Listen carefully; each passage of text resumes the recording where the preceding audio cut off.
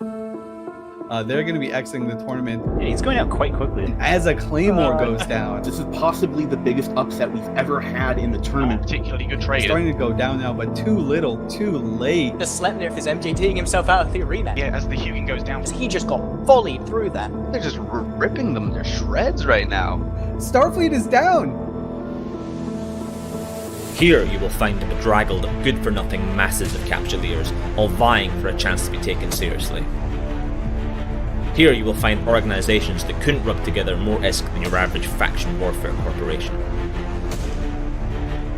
You will find pilots who, when faced with adversity and true challenge, will likely turn and run faster than the big blue donut. You will find the hordes of F1 button-mashing pilots whose idea of PvP is nothing but being a minion who worships false gods they call their leaders. Not to mention those who don't feel comfortable unless they're in the biggest ships surrounded by 1,000 of their friends. Groups that think they're actually good at combat yet howl around in packs that only pick on the weak, oppressed, and vulnerable. Which piece of trash would bubble to the top of this steaming cauldron of mediocrity? This is the Alliance Tournament Open Practice. And desk. Hey guys, welcome back to the Eventy Alliance Tournament 17 Open Practices. I'm Mythica Hawk. I'm joined by a whole crew of amazing people. We've got BRJ operating pretty much everything because the man has about 18,000 arms and talents. We've got the Basilisk. We've got General Stargazer, who is pushing the buttons for the teams tonight as well. We've got Jin Tan, fresh with his blonde hair for his blonde suit. And of course, the Australian Wingnut Cross joins us as well. So, wow, what an exciting lineup. And we've got some great matches today as well, actually. The first one is going to be Shadow Cartel versus Deepwater Hooligans. Now, for context, this is an open practice, so teams can sign up for this. You don't even have to be still in the Alliance Tournament. You could have been eliminated. Many of these teams are, due to lack of skill, mainly. But you can come along, you can practice, you can still have some cool matches and a chance to win some cool prizes. It's not prize ships, but at least it's something. It's better than nothing. So what we're going to do is we're going to pretty much chill cast this. We're going to have some nice matches. We're going to watch them. We're going to talk about them. Hopefully some people do some fun stuff and maybe accidentally give away a new meta for the Alliance Tournament. I suspect that won't happen. I hope but maybe they will. I hope it does as well. So yeah, welcome. So Wingnut, how are you? Mate, it's late. It's like 4:30 in the morning. What am I doing? I'm kidding. I'm loving this stuff. Isn't that technically early? Yes, but no. But screw you. At what point does late become early? Yeah, what's the line here? Very philosophical question. At what point does late become early? I mean, that could be something we could have one of them Twitch stream polls when people can bet their points on. God. Maybe we can do those at some point. That's one thing I've got to do is organise the predictions. Points. Damn it. Yep, Yeah. no predictions at the moment. And also, just to say a big thank you to Ithaca for that lovely intro, by the way. I was in fits of laughter listening to that. It was some amazing stuff, man. Like, give yourself some credit. You are the Shade Master General out there. That's probably the hottest diss track I've heard since Moderator opened up. Well, you joke, right? But I wrote one line of that as a concept, and then went to bed. I was like, I'll write it tomorrow. And then I woke up in the morning, and Big Art J was like, "I've thought of it all. Here's everything." Just all this compressed anger over the last 4 or 5 years of running tournaments just spilled out of him. You're all into terrible. Most of those words. I modified them slightly, but other than that, it's mainly him. Dude, I'm worried about the thing in your oven's going to burn. What now? Sorry? I'm worried that the thing in your oven's going to burn. He's just yeah, before we back live, he's like, um, I've got to go in like 3 minutes. Just go and take something out of the I'm oven. looking at my timer now. I've got 1 minute and 12 seconds, and I can fill that time, no problem. But I think we're almost ready to go to the arena, actually. I see teams in local, and ships are warping to the arena right now. So, I mean, there's no point in handing it over to the arena check because then you'll see what it is. However, what I can do is pass you to our commentators for this match, which is going to be the Basilisk and Wingnut Cross, to tell you about all the cool stuff that's happening while I go to the oven. Well, that's not happening yet. You gotta relax a bit, mate. By the way, just as a bit of a laugh and a bit of shade being thrown, who was the team that managed to have every single ship break the rules in this match before they had to replay? That would be Shadow Cartel. When I initially loaded them in, every single ship was breaking the rules somehow, shape, or form. Yeah, so congratulations, Shadow Cartel. Just managing to break every single ship. Like, I don't even know how you pull that off. Shall I just, before we cut to the arena, which should be pretty shortly, I think, shall I just go through the format of this evening? Yes. You just joined us. Thanks for joining us. I see there's quite a lot of people, a lot of it buzz about Alliance Tournament stuff at the moment, which is pretty awesome. So this is in no way officially part of the Alliance Tournament in terms of like the results of these matches don't matter at all towards the actual Alliance Tournament. What we're doing is a series of single elimination tournaments on Saturday evenings between now and the tournament. That's the plan. You can check out the brackets that I've just posted there, the challenge brackets for ATXVII Opens. So we've got basically a bunch of teams that have signed up to get a little bit of practice in the arena. There's one thing kind of scrimming with other people, no pressure.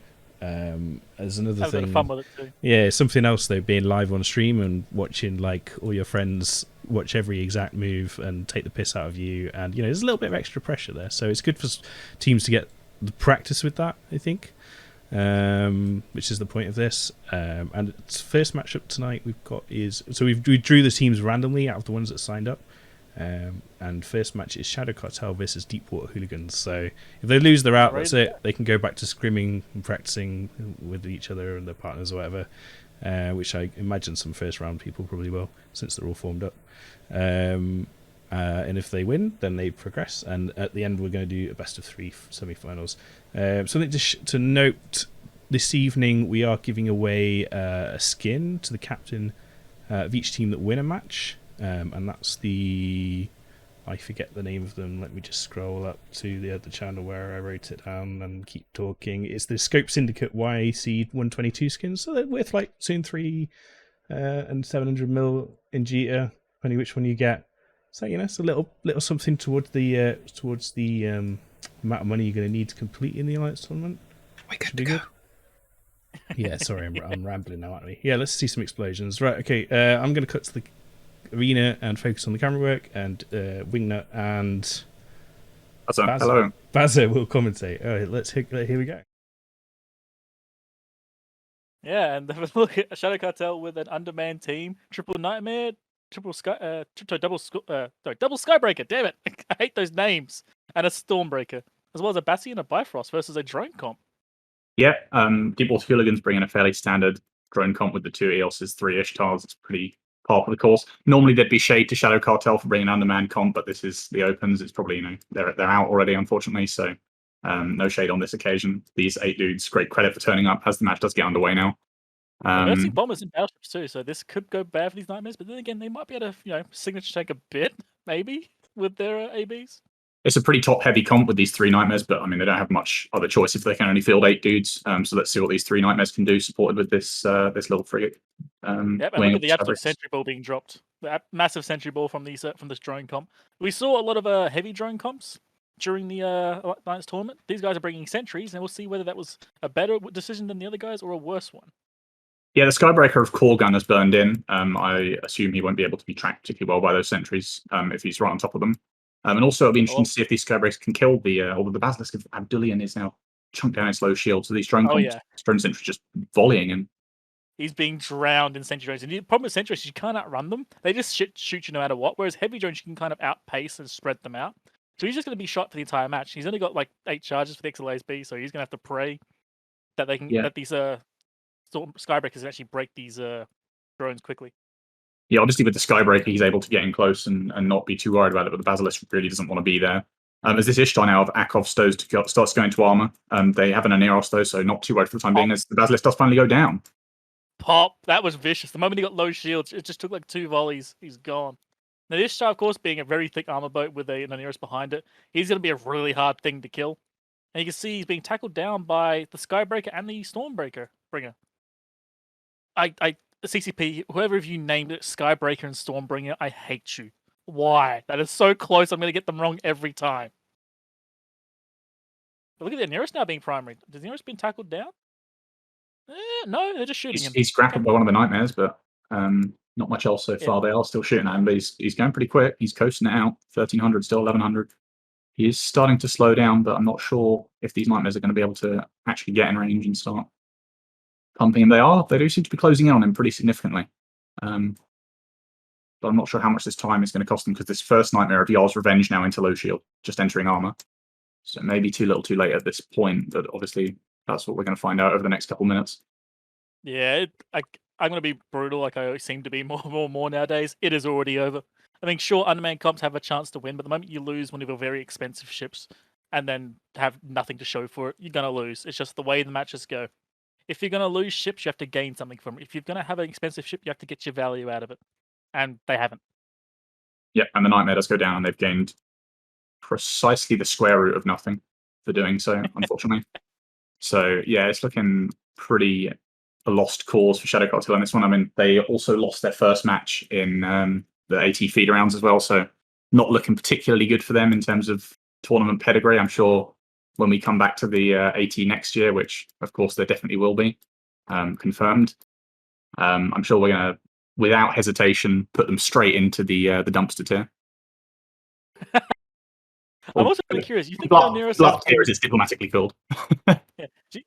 Do you think the Neros has been like absolutely shitting bricks the entire time, or has he been deliberately like baiting that Nightmare the entire way through? Because he's finally been held down properly, but like it's taken him so long to get onto him. He is held down, but I think he's pretty chill, to be honest. I mean, even if he does die, it doesn't really matter.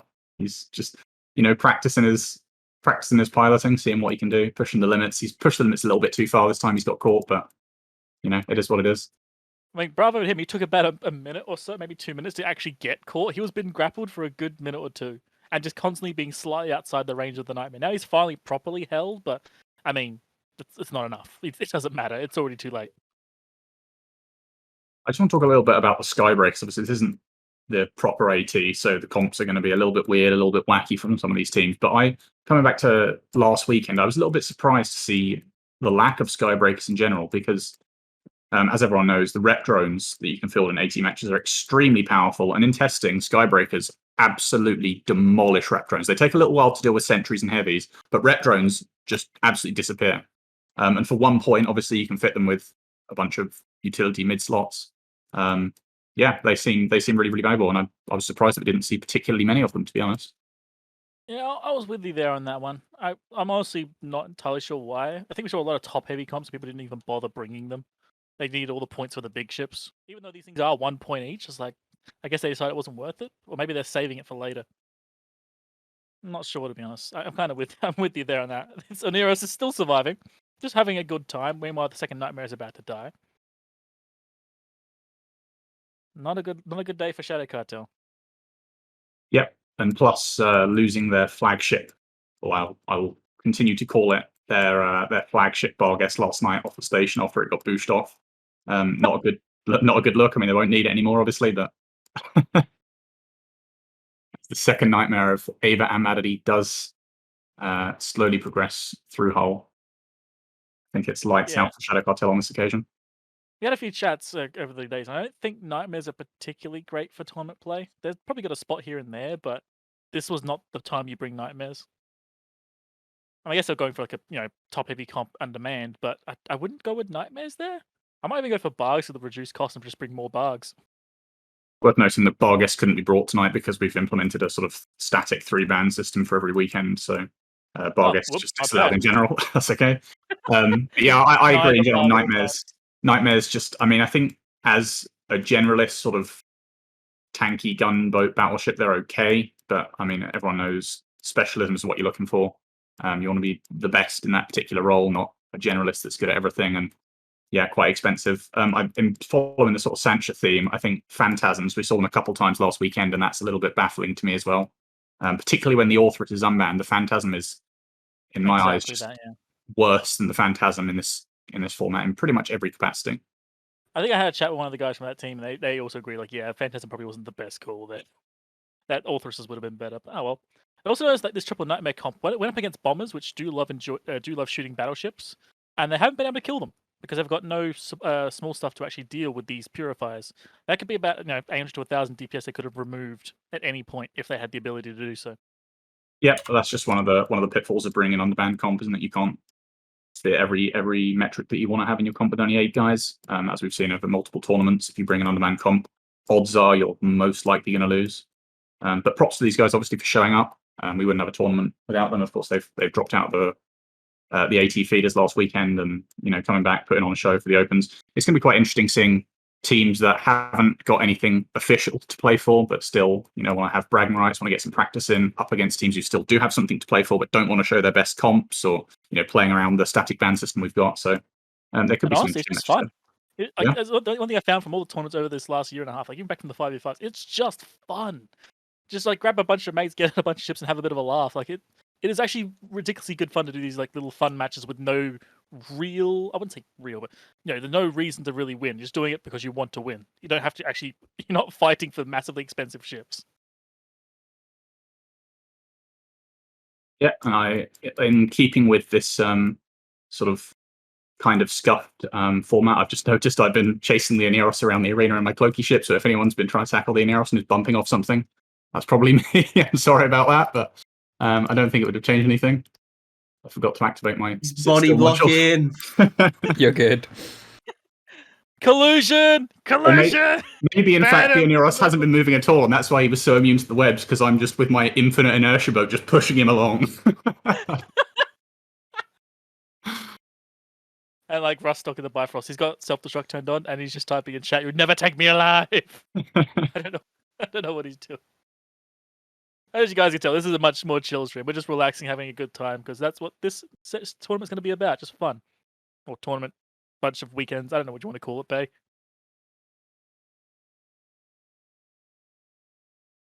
They're calling it the Open Series. No, you should have said something different. It triggered the hell out of Bay. What are you doing, Jin? Don't you know how to troll him? All right, Bifrost gone down. No one can hear you, Bay, which means we can troll the hell out of you. It's my job. Match is over. 100-0. Thanks for taking part, Shadow Cartel, and congratulations, Steve or Hooligans. I'll pass it back to the desk, even though it wasn't my job. Sorry, there's a little bit slack this evening. We'll get more professional as the night goes on. Back to the desk, please. Advert. Welcome back, everyone. Sorry about that. I pressed the wrong button on my stream deck, and it tried to play the advert block from the Alliance Tournament feeder scene, and that made OBS explode. Apologies for that, but we are back. Hey, Bay, can you do us a favor, mate? Turn the damn stream off of bloody a subscriber only chat. Wait, what? It shouldn't be. It's on sub only chat. Oh I can't read in chat. Yeah, there's a bot that does that when the stream goes offline. Oh no. That's a general Stargazer thing. He'll start about it. Stargazer, fix. We're getting there. It's fixed. He's busy. Stargazer's probably busy refereeing. Okay, we're back. Sorry about that, everyone. Got like 18 arms. It's fine. It looks like we didn't lose many of you, which is great. Thanks for sticking around. I will press the right button next time, honest. Oh, Stonia, undo. Control Z. You just enabled and disabled it. No, leave it alone. Leave it alone. Not touching things. Right. Anyway, as you guys can tell, it's chaos in here. We're having a good time. Congratulations, Team Water Hooligans. So, just a quick question. See this speaking thing you've got on the stream there? I noticed this is different from normal. I noticed the box can fit like 4 people in it. If we all queue up at the same time, do we go off the bottom of the box? Yeah, like, it's really. Yeah, maybe I should make you a bit smaller. Can we all queue up so we can see that? Oh yeah, let's everyone queue up. Let's have a bit of testing and see what happens. I'm saying some words, and this. Oh my goodness! Yeah. Whoa, we break free of the box. Broken. That's terrible. What kind of production quality Break is this? free. Hey, look, Opens is where I experiment and try new things. All right. Should we talk about ships? So we saw in that last match, one of the teams had both a Skybreaker and a Stormbringer. No one choosing so far to bring the Thunder Bastard. What do we think of these ships so far? Do the Zappy boys actually bring something to the tournament? I know the Skybreaker was great in the Alliance Open because it was only like 1 point, so it was a really good little tackle ship. But are we seeing people actually fitting them with the bounce electric zap thing, or do you think that they're still mainly sort of tackle boats? Tackle boats. We did actually see one group bring a full Edencom setup with, I think, double, or was it double? No, or triple? it was triple Thunderchild. It was Yeah. triple Thunderchild, triple Stormbringer, and triple Skybreaker, and it was quite bad. It was, ass. I think quite is the bad. technical definition. Wow. Utter trash. But yeah, I mean, they win my heart. That's it. They win my heart for bringing all of them, even though, well, it does sound like they got turbo dunked, but not unlike Shadow Cartel. tonight who got turbo dunked, losing all of their ships to not killing a single one. However, they only had 8 people, and we thank them for turning up and wish them well in their foreseeable future. Thanks for the fun times, Shadow Cartel. We'll see you next time. Exactly. Thanks for the fun times. Go away, get good, come back. Now, next match. Speaking They'll of never come getting back. good, we have We Form Volta, number 1 counting team in EVE Online. I've heard of those versus guys. Specter Fleet, which I think will be a good match. I think this will be really interesting, and I also think there's a lot more upset potential than chat's going here, because Volta are known to do quite a lot of interesting stuff and really push the boundaries of what their comps can do during practices. It's not to say that they don't take it seriously, it's just that they don't fly to their 100% unless there's something on the line. It's just the sort of people they are. They have so many reps now playing these games. Well, I have it on good authority that the comp that they will be fielding in this next match is created by Control Freak, and he will be FCing the hero of We Form Volta, Control Freak. So, But can French he Canadian count to 3? In French Canadian, probably, but in English, maybe not. Can he count French Canadian? That isn't just counting in French. Yeah, but the French people can't count. We've established this. Their idea for like 80 is It's 420. Jesus, you've been back for like 5 minutes. You're gonna get this cancelled. You've already shit talked all the teams. Now you're slagging off French people. Jeez. 1, 2, snow. Sorry. I'll tell you though. Look up the old Danish way of counting. Now that's a strange way of counting. Okay. Anyway, alright. So we talk about some even line ships, maybe. Yeah, to get back to Ithaca's question, which was asked seemingly an aeon ago now, before we interjected about randomness. I think the frigates can be quite useful. Yeah, I think we've seen a couple of Zappy boys fitted with the Zappy thing, and they can either be used as 1-point tackle or they can stick at range, because there's quite a reasonable range on the little Zappy electric weapon thing, and yeah, it does absolutely melt drones. The cruiser one, I'm not so sure about. I would have to look at it in more detail. I think Test lost to it when their final bar guest burned in to the golem, but I'm not sure how much the Zappy boy, how much impact he had on that. Yeah, I'm jury's still out on the Zappy boy medium size. Yeah, I think that was a lesser preponderance of Stormbringers and more a paucity of brain cells. Oh, jeez. But So- yeah, the frigates are useful. The cruisers Are they more useful than, potentially- say, a Punisher or a Merlin? Like in an armor comp, obviously, Punisher would be the number 1 there. But in a shield comp, is a Skybringer more useful than a Merlin? I think mean, yes. It's last time we saw Why do you Merlin think in the yes, AT. Baza? Please I think- elaborate. I think the damage that you can get from a Merlin is basically irrelevant, and tank-wise, they're basically equivalent. So, like, just having a little Zappy boy that can clear all the rep drones in 2 cycles is just amazing compared to fitting a Merlin with guns, and wow, you get an extra, whatever, 100 DPS from amazing, woo. And it just dies anyway. Just fit a Zappy boy and kill the rep drones, and you're effectively getting more than the DPS that the Merlin would give you. It's also worth noting that the Merlin is literally double the points cost. You typically, when you're talking about the lower end of a composition, if you're point strapped, it's not a competition between a Skybreaker and a Merlin. It's a competition between a Skybreaker and a Gamma. Those are because the Gamma is also 2 points in this tournament because of the bonus you get there. So it's a question of, do you want something that doesn't really work in, we have seen it work in armor setups, but something that's very squishy in an armor setup, or something that's very solid in a shield setup? So, Jin, interesting question for you then. As you just mentioned about the points difference, you were flying in a team this year. Normally, you're one of the casting crew, but you decided you were going to focus on piloting this year, and you were a mercenary for the Foxholers team, Outfoxed. team, exactly, Outfoxed. Now, how was it? How was your experience going through practicing theory crafting and being part of a team rather than being on the desk? Yeah, it was actually really great fun because a lot of the pilots in that team had never flown in an Alliance tournament setting before.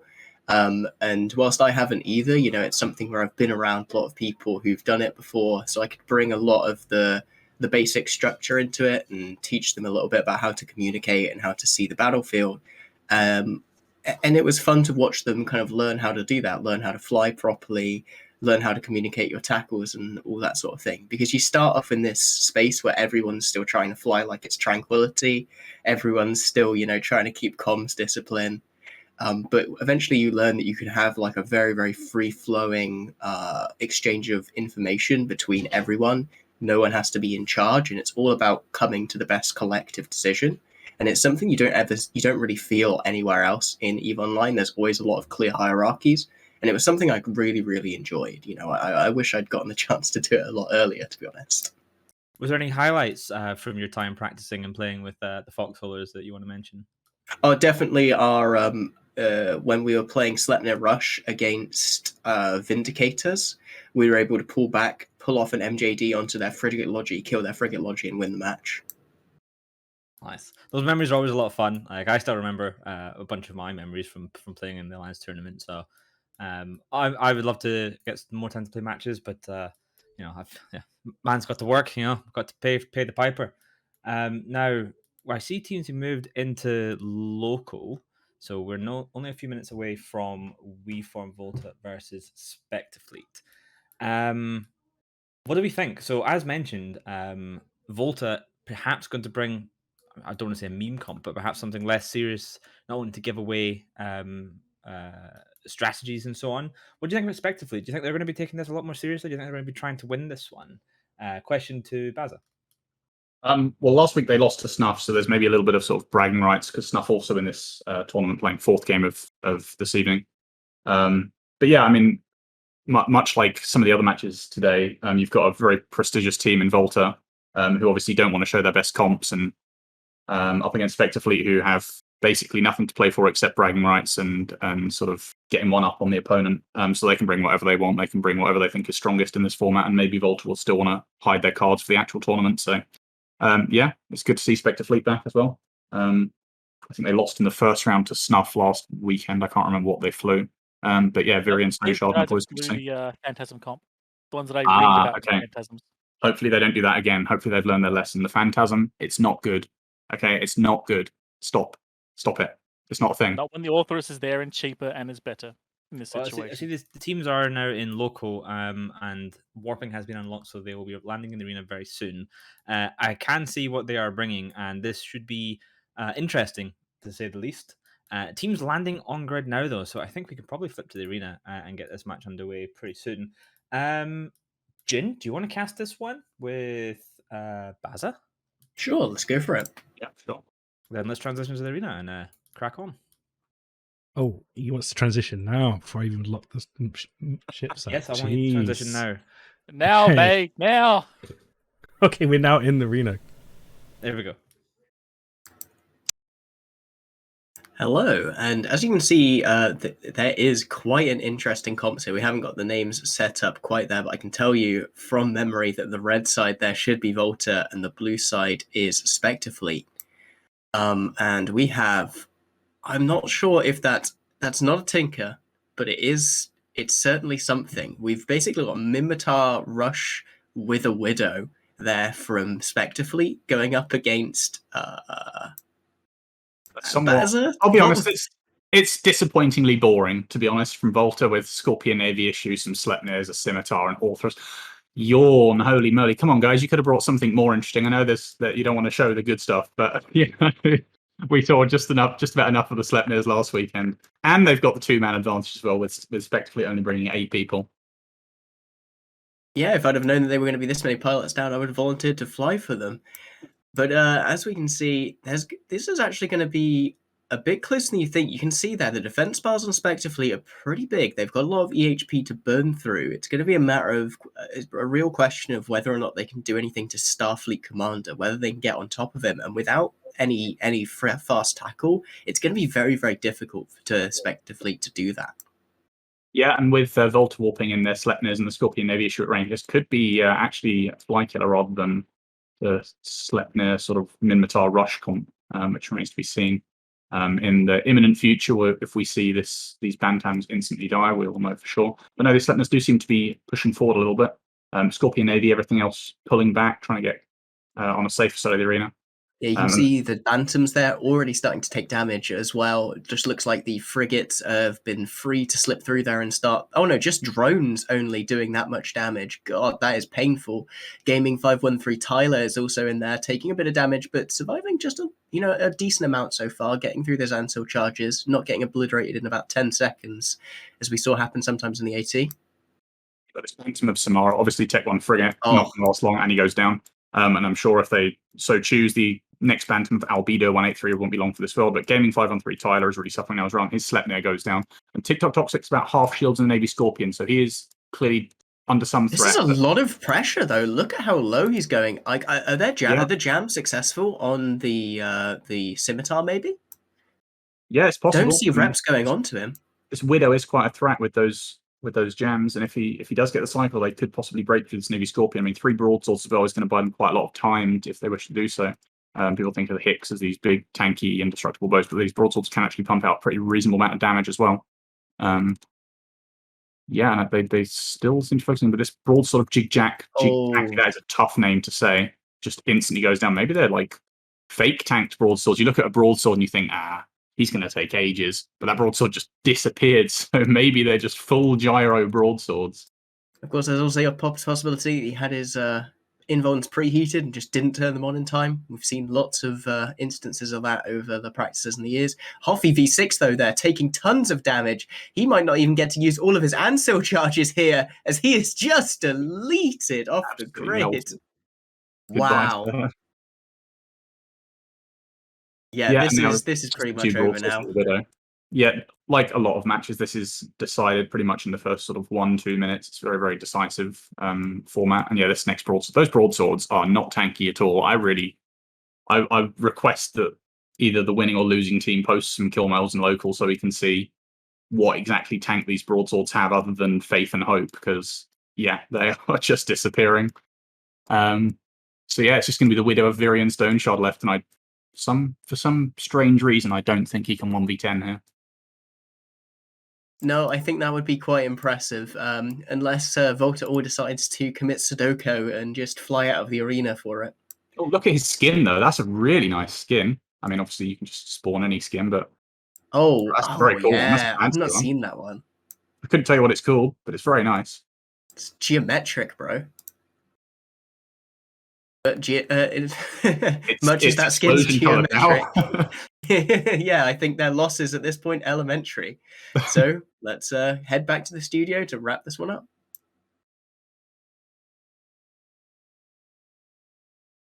I've seen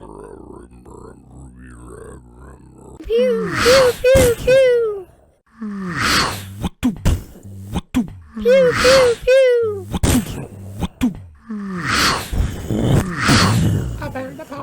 So the plan is that we execute a star formation with perfect 90-degree angles. You need to heat 2 cycles, not 3, 2 Spipple's web, but the Spipple's web.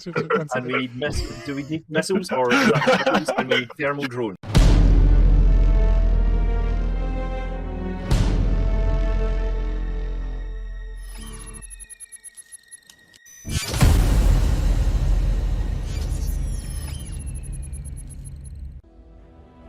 HighSec Buyback offers 90% GDA anywhere in HighSec. Simply go to highsec.evebuyback.com, appraise your items, create a contract, and get paid quickly. Welcome back, guys. We've on Volta there taking that match 100-0 over Specter Fleet. Interesting comp, on-demand comp there brought by Specter Fleet. Some sort of Mimitar rush with a Widow on top or something like that. So who the hell knows?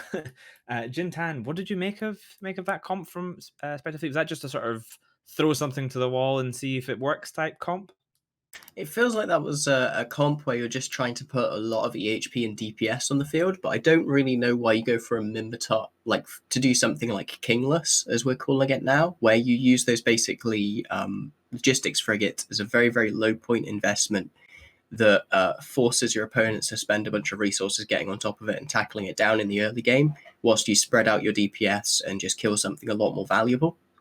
I don't understand why you would use the Mimitar Rush Shell for that, though, and not the more traditional like long-range missile or drone scatter setups, especially when drone scatter has been so effective already. We've seen a lot of the EOS, Ishtar shell, not just in the feeder rounds, but also already in this practice. And I think the triple EOS, triple Ishtar, double Inquisitor shell is something we might see a lot of when we actually watch the first couple of rounds of the actual tournament, because I think that strategy is really effective. Just a kind of a poor composition to build around that idea here, unfortunately. They're not able to get on top of the logistics with enough reliability without the frigates backing them up. Interesting. Now we saw Wingnut, you got the fit of that broadsword. The commentators were speculating during that match that it was just all DPS, all gyro stabs, but it looks like it did have some tank. Why did they just get evaporated so quickly? They were just right in front of the enemy and just got obliterated. I'm curious if maybe they did something silly with it. I don't think so. But also, I noticed during that match, for the last like 2 minutes, I did not see the Widow fire his cruise missiles once. Perhaps he burned them out. Potentially, yeah. Putting a tinfoil hat on here for a moment. I like the idea of that comp in general, but not in the ships that it has. The idea of bringing a rush comp, but then also having an ECM to try and jam off their logi, then kill the ship. I like that, especially when we start seeing more actual, T2 logi cruisers. I actually like the idea. Whether it actually works, I don't know. I just like it. It's brutal. Yeah, That first minute can change a match. That's the thing. Relying though on ECM to change the match can be somewhat unfulfilling, or conversely, incredibly fulfilling, depending on which set of dice you rolled that particular morning.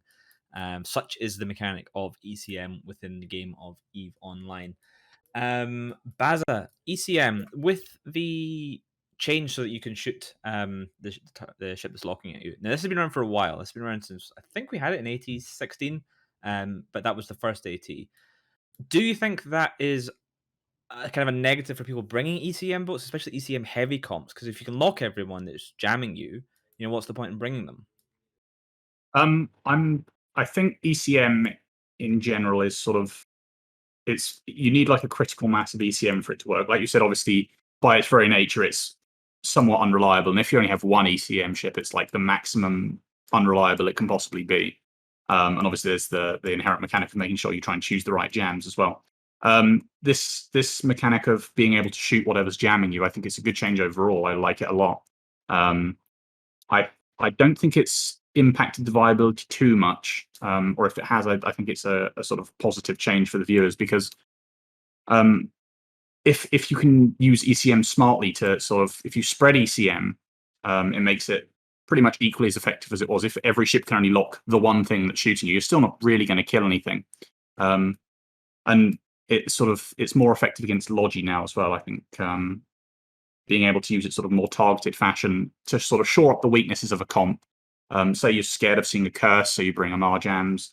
Scared of enemy logi tanking you, so you bring jams. You abandon logi and bring jams to jam out their logi, is maybe sort of better at specific usage rather than just generalist standard. Of course, there's also the aspect of only being able to fit jams to specialized bonus ships as well at the moment, so that may have some impact on my take on it as well.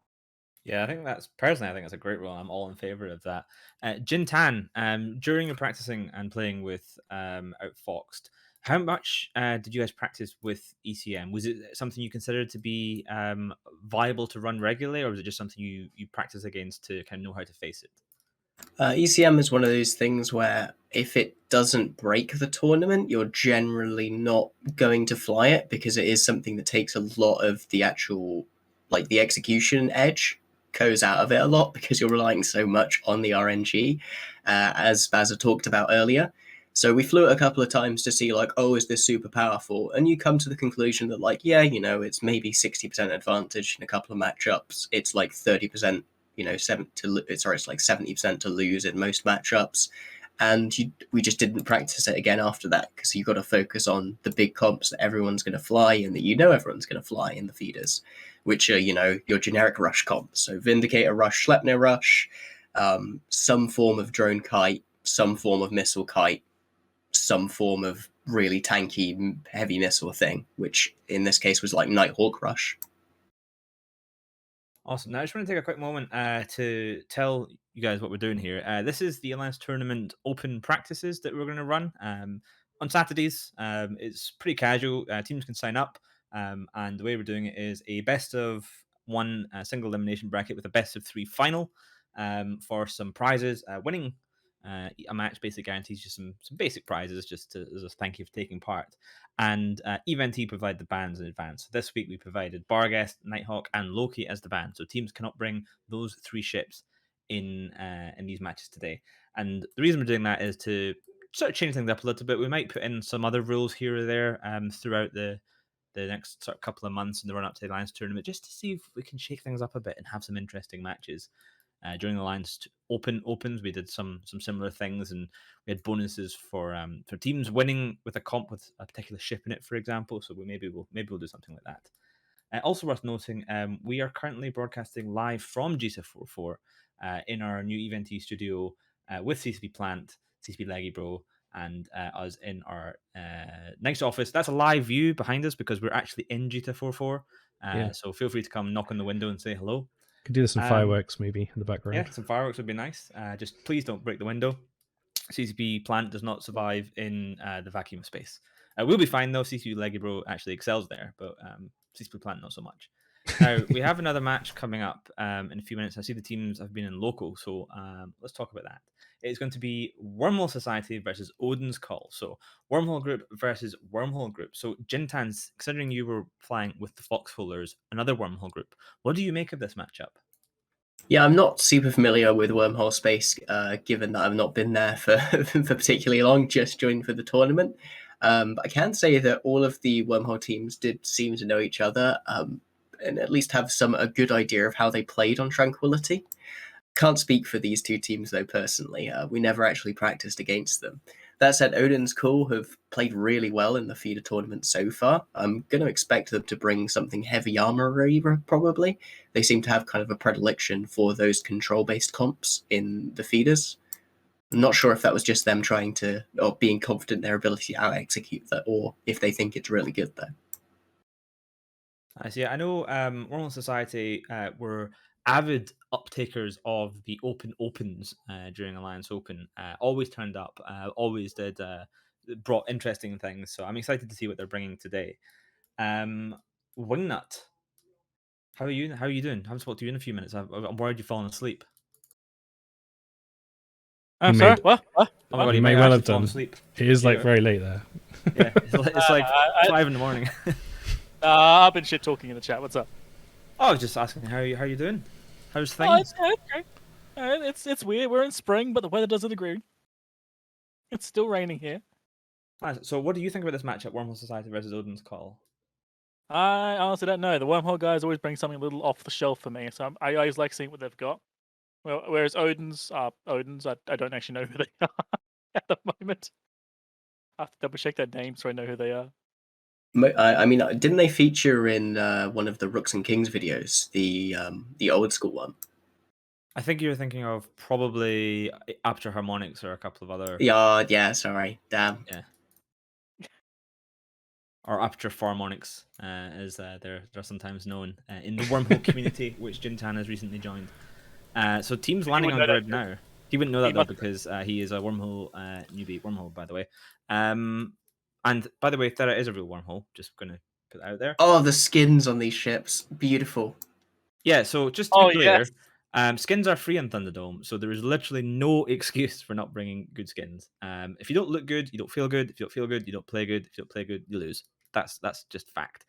But I see the teams landing in the arena, so we can probably cut to the arena if Babe will let me this time. I'm ready. Yeah, no, ready. Sorry. Oh, you just caught me off guard last time. I was definitely sleeping, but no, I am ready this time. Excellent. Well, let's cut to the arena, and I think we should have. Who did the last one? Was it Jin and Baza? Have Jin and Wing. I'll sit out. Let's have me and Wing then. Let's do it. Okay. Yes, the king himself. Here we go. And we have a really wild game. We have Triple Varga here, all in sexy hot pink skins, with an assorted shield comp. Meanwhile, we have Sleipnir Rush plus Scorpion Navy. Okay. Yeah, this should be an interesting one. So in like AT 2014, I was like, hey, Vargars are going to be good. We should use Vargars and just MGD them around the arena. No one's yet to do that, but maybe today is the day. Odin's Call, don't let me down. So the countdown is underway. Only about 10 seconds to go until the match starts. That is a lot of Zappy boys. Do you think they're going to be impactful in this match? Oh, they've good tackle boats to keep things away from these Vargas if need be. And the best thing is that only costs them 3 points to do that. You get good tackle for 3 points. Yeah, Th- Odin that- come they in are really almost good at 0 though. They come in at 10. Like they're right in there. They're ready to brawl in, but now they're running away. The Vargas aren't even moving. They just sat perfectly still and just started shooting. And look at that Sleipnir. Yeah, that is a Sleipnir that is not enjoying life right now. He is just getting absolutely chunked. I'm not seeing any reps coming from those scalpels, and he is gone. The damage coming from those 3 Vargas, warping in and seeing those Vargas almost on top of you must be a terrible sight. Tommy two-tone now going down in his Sleipnir, where Nuke Blast and the Varga tanking quite well. Yeah, I'm keeping an eye on these Vargas as well. They're effectively not moving at all. One is slightly moving, but that means they've got pretty damn good tracking. And of course, large projectiles are already pretty solid. The Sleipnir has nowhere to go. He could try charging, but by the time he gets there, he's dead. If he tries running away, they track better. He dies. It is just a brutal spot to be when there are 3 really good autocannon battleships on you. Yeah, worth noting. The furthest away any ship other than a Garmer is about 25 kilometers right now. So everyone just choosing to sit in the middle of the arena and just brawl, punch each other in the face. But at the moment, it is Wormhole Society that is getting punched by Odin's Call right now, as they're just chewing through the Sleipnirs. And to be honest, considering that one Varga of Nuke Blast hasn't even remotely gone down yet, unless they change targets, I think this could be another 100 to 0 victory right now. Actually, good call from the Sleipnir of Death Hunt, actually going in and smarting off the rep drones. It's a bit late, but good timing. Good idea there. Also, quick mention for the guys in chat. Bastion is banned in the tournament. So while the Varga is not moving, it is not because he's pressed his I'm going to tank everything module. Yep, it's just he's chosen to sit still. He's like, I value tracking, I will stay still. Death Hunt now in his Sleipnir, boosting valiantly, trying to survive against the damage of 3 Vargas, but it does not look like it's going to happen. There was some damage on Ensign Leon in the Stork. They're trying to remove some of those boosts from these Vargas, but it just did not happen.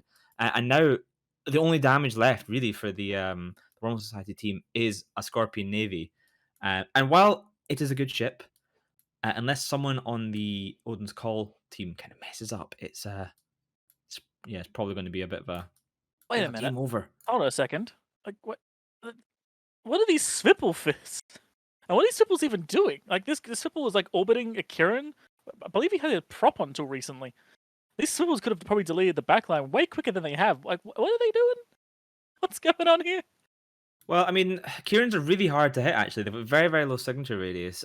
So if they get ABs and they're just propping around, then those Sequels may be having trouble applying to them, even if they are right on top of them, just simply because they don't have any webs on them, perhaps. I can explain exactly why they're having trouble applying. The Swipple that's on this Kirin wasn't just keeping at range, he was orbiting the Kirin. Yeah, that's not what you do. It's not what you do. It's not the right call there whatsoever. But now they're neither of them moving. By the way, out of a bit of fun, the Swipples have a rocket launcher on them each. I just find that amusing. 1 second, this Kirin might go down. This Kirin might go down. It might not be 100 to 0. It might be 100 to almost 0.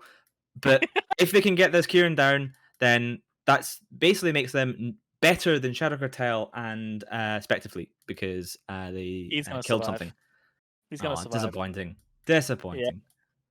Yeah. The Swipple's trying, but he has to like essentially approach the Kirin to do this. And the moment he does that, all the Vargas now apply, and he's now in low hull. Come on. Yeah, so there you go, Vargas. That's the comp then for Alliance Tournament 17, guys. Bring out your Vargas, bring out your Skybreakers. It is the time of the Marauder. I like the idea of that comp though, because think about it, you get 3 points and you've got a solid tackle wing that can also screen for you, while your Vargas can punch things in the face. I actually like it. I mean, it's probably not the most competitive comp in the world, but it's actually a solid comp, all things considered. It looks like a lot of fun. Yeah, I mean, imagine the joy of sitting in a Varga and just blapping stuff while being relatively safe in a Alliance Tournament format must be quite nice. It is just the Scalpel and Hyena left now. Davok, I think he is the captain of Wormhole Society. At least he definitely was during Alliance Open, and I see him posting in the captain's channel, so he probably is. It's just those two left really to feed at this point. Something else they can do. He's running for the exit. Oh, is he going for the door? Oh, so exit he is. Stage left.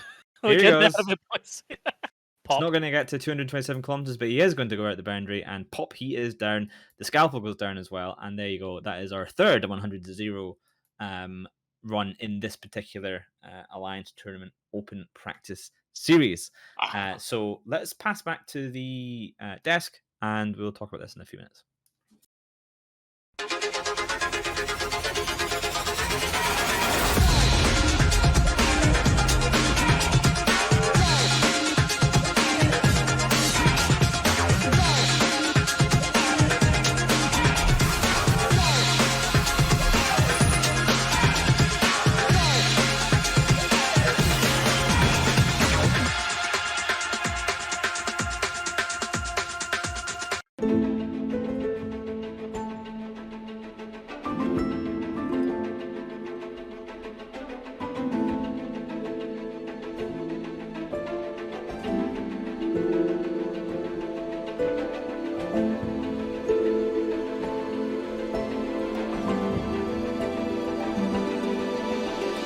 And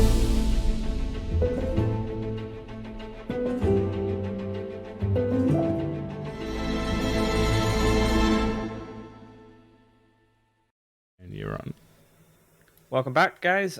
So Odin's call there, taking it 100-3, not 100-0, because Normal Society, Odin's call brought a 97-point comp.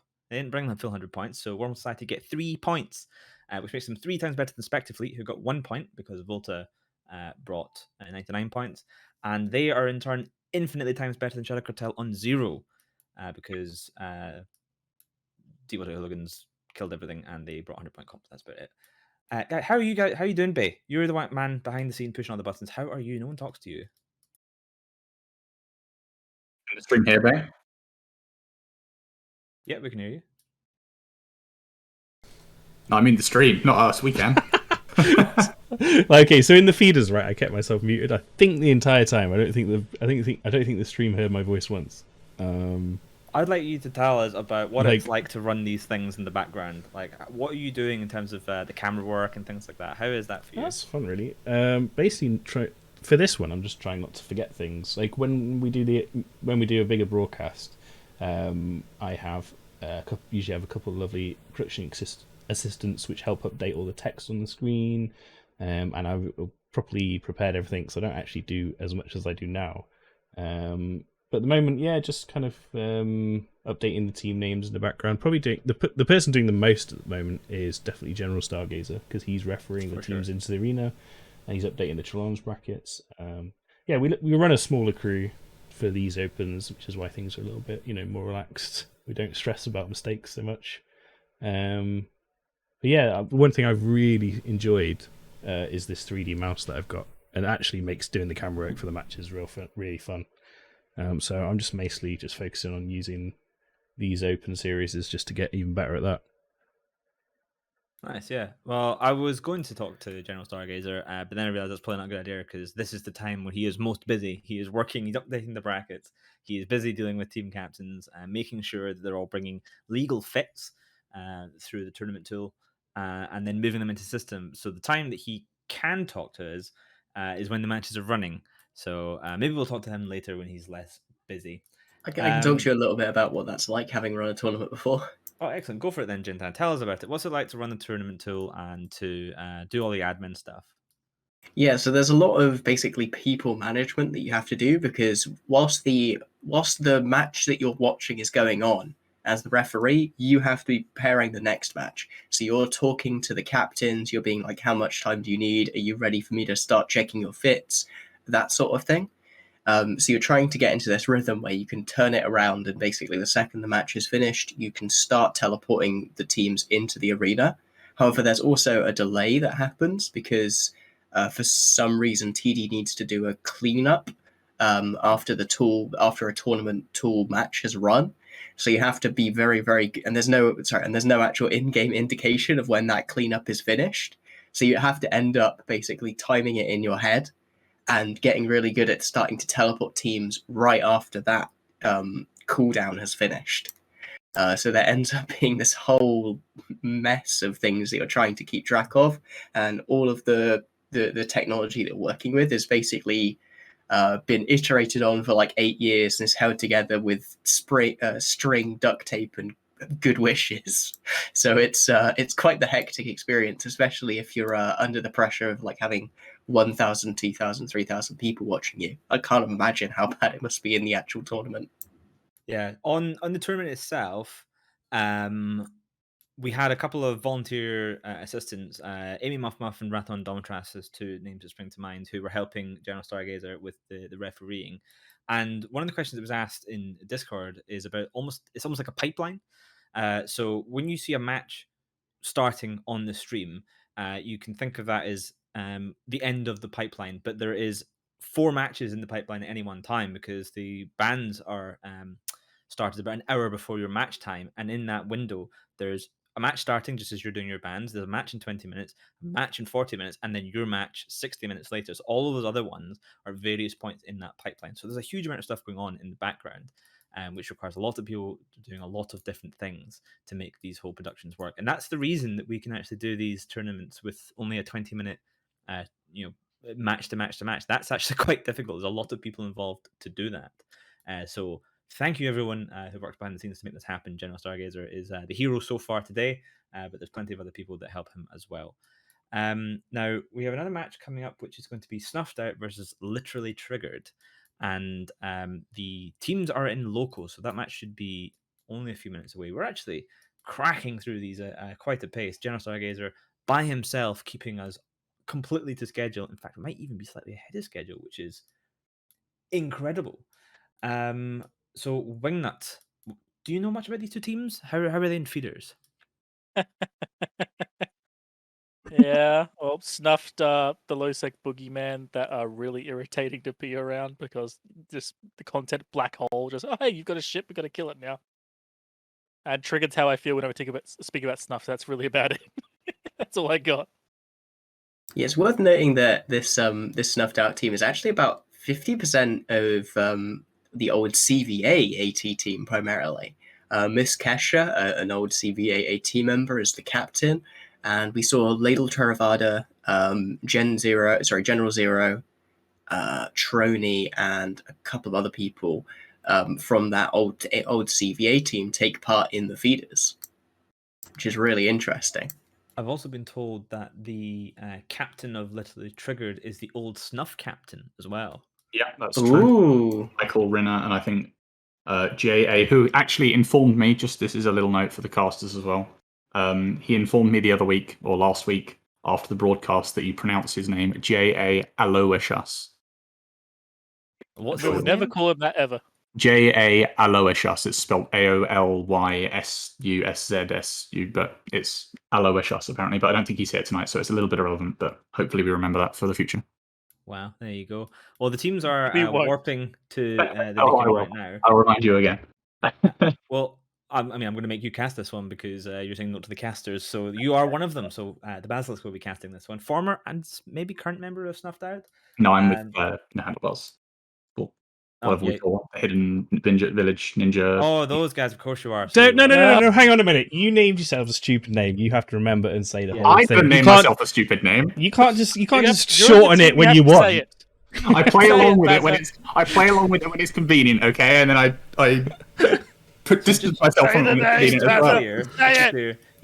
You don't know the name of the team you play for. Is that right? We are Hidden Leaf Village Ninja Assassin Squad esports team. Thank you. You're not assassin. It's assassin. You were very specific. Oh yeah, assassin. That is true. Oh, we've got a spaceship. So Basilisk doesn't know what trying to team he block out this. Someone's trying to block out the sun on our desk. That's quite. Oh no. What is that? I can't even tell. Is it a bestower? I think it might be a bestower. Right, I love how that actually sounded like Ithaca turned around and had a look out the window. Roleplay, mate. Right, so let's hand over to the arena with the Basilisk and Jin Tan to cast this match. Right, yes, we got Snuff. Sorry, I was just going to say we are now in the arena, but you beat me to it. Yeah, we're in the arena with Snuffed Out. That's Literally Triggered for anyone with a very short attention span who forgot which teams we're talking about. So I believe Snuffed Out is in red and Literally Triggered is in blue. So Literally Triggered bringing just the one Stabber Fleet issue this time. Is it just the one? Or have I not locked him? No, it is just the one. We saw them last weekend when they beat No Vacancies and Out of the Blue, bringing the Stabber Fleet issues twice, and they have a 100% win rate. Confirmed most OP ship in the game. Jintan, what have Snuff brought? Yeah, Snuffed Out have brought a composition. I don't think we saw anything exactly like this, but I feel like we did see a lot of these. I think I've seen at least one Paladin composition in the feeders so far. But basically, this is just going to try and project all the way across the arena. This is similar to that Varga comp we saw previously, just with a lot more control because it's an armor setup.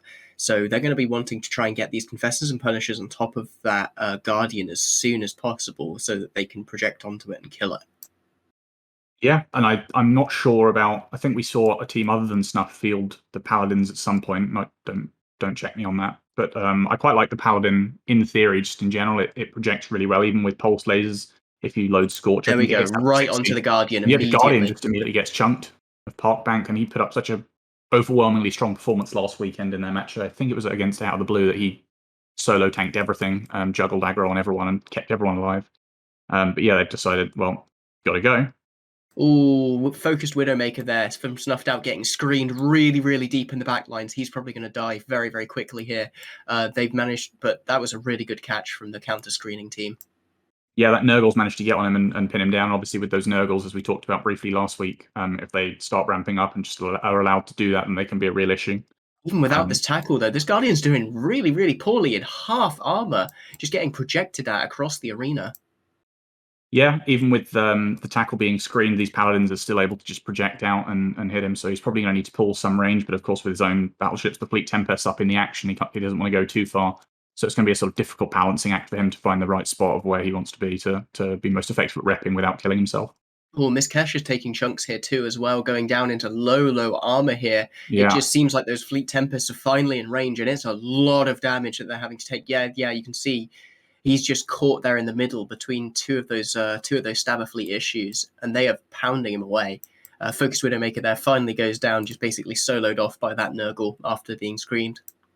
Yeah, and the second Confessor of Jen Salik's taking chunks as well, so it's going to be pretty tricky for these Deacons to keep him up. And Parkbank's totally recovered; he's fine now. Yeah, great piloting from that Guardian as well. You can see he swung this massive long arc around the arena, wasted as much of the Paladin's time as possible before forcing them to force off. Raffazan here, though, taking a lot of chunk damage as well. The Guardian's going to have a really tough time getting back in range to rep him before he goes down, potentially. Yeah, but this Confessor of Jen Salik is still taking chunks. He's still stuck deep in the back line, and obviously the short rep range of the Deacons, they can't push forward to help him out, so he's trapped in no man's land. He does finally go down. But yeah, Ray Face, and obviously the extended rep range of the Guardian much more beneficial in this scenario when you've got these two battleship groups just piled up on top of each other. The range of the Guardian is so valuable. Yeah, you can see here, literally triggered, having won the tackle fight now, just pulling all of their Garmas back in. Those are going to get on top of those logistics frigates here the remaining logistics frigate here, and just wipe it off the face of the earth. This is going to be a really tough match for Shadow Cartel to win from here. Going to be extremely tough for Shadow Cartel, as Shadow Cartel are not actually flying in this match. I'm sorry. Snuffed Out, not Shadow Cartel. Yeah, and I'm sure both parties will be very, very offended at the mere implication that they're even the same. You could have referred to them as any other name there, Jintan. You really... You've really put my foot in it there. You've really Still, put your foot in it. Parkbank is taking a little bit more DPS here as he pulls back in. Those Paladins are still really, really scary here. They are, yeah, but this second Deacon does finally go down, and it's just going to be these three Paladins. And Miss Kesha, I imagine he's going to have some kind of local tank on this Paladin. But with so little pressure left from anything else, and the Nurgle freed up to come in and start punching him, he's probably not long for the world. I mean, these Tempests, they're probably undergoing some kind of cap issue from the newts, presumably fit to the Paladins, but they don't care. I mean, they're Tempest fleet issues. They're just going to keep firing. There's no issues at all in that regard. Yeah, I think what I really want to focus on here, though, is how well the actual tackle piloting, how good the tackle piloting was on that Eltrig side and how important that was. There was a lot of screening play to that game, a lot of the Confessors moving around the map and getting caught, and especially a lot of ships like, for example, Alex in this Punisher. That ship has to get some early tackles to make up for its 3-point cost, and they were able to screen it off with a 2-point Gamma, and that 2-point Gamma then later on had massive impact in the match itself for positioning. That's the kind of thing that you really, really need to make use of if you want to win an AT match. You have to be able to lock down your opponent's ships and put them in disadvantageous positions. Yeah, I think we've seen quite a lot of these Tech 2 Logi frigates, the Deacons and the Thalias and the Kirins.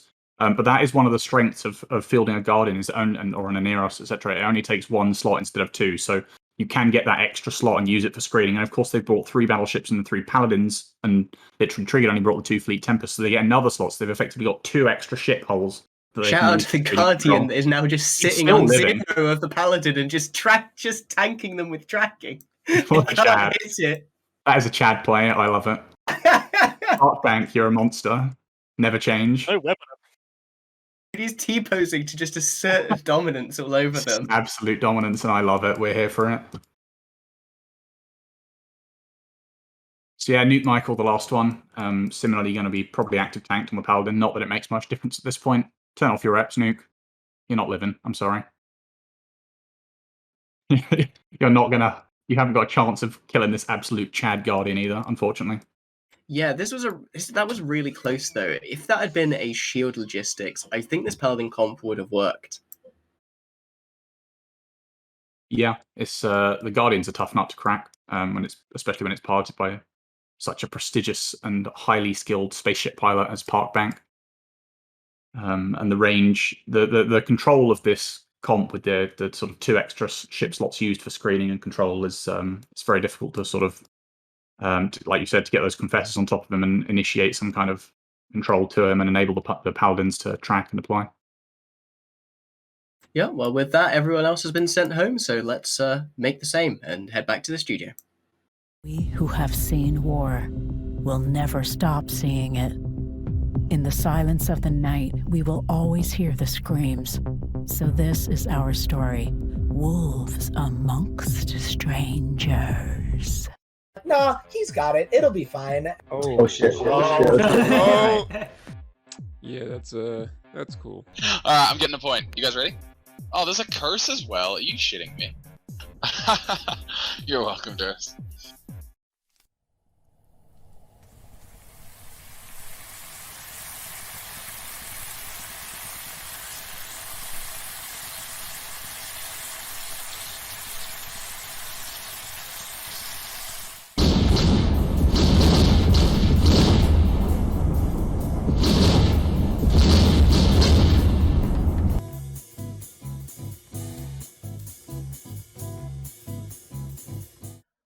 Welcome back, guys. So literally triggered, probably triggering literally Snuffed Out there.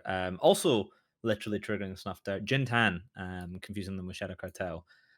So well done to everyone involved. A good match. Now, want to just briefly mention something. I think that's the second match we've seen today with a triple Marauder setup. What do you think, Wingnut? Is triple Marauder a potential Alliance tournament comp we will see a bunch of, or do you think it's something that just kind of works here? No, it's not. You pretty much delete most of your support to make it work. I like it. It's fun. You bring like a lot of DPS and a pretty good ship, but you have to remove so much backup to that comp that you've just pretty much thrown all your eggs into one basket. And as a note there, that Guardian who went to 0 at the end, do you know why he could do that? Not a single Paladin had a web. So the safest place to be was directly underneath the Paladins. Imagine if they did have webs, but at the very last minute, they turned them on. It was just to bait him in there thinking it was safe. That would have been a pro play. That'd been a pro play. But yes, seriously, bravo to Park Bank and that Guardian. Flew that exactly perfectly. He got shot, so he started flying away, got out of range, and then the moment they changed to the Tempest Fleet and started pounding it, he went straight back in and started wrapping it back up. And then they rinse and repeat. Park Bank, if you're in chat, well done. That was honestly good piloting. I'd love to see stuff like that. Nice. Now, he was obviously in a Guardian, and we've seen a bunch of teams bringing the twin Logi frigates rather than a Tech 2 logistics cruiser. Jin Tan, why are some people choosing to bring those logistics frigates and not... I mean, a Guardian's better than 2 Deacons, right?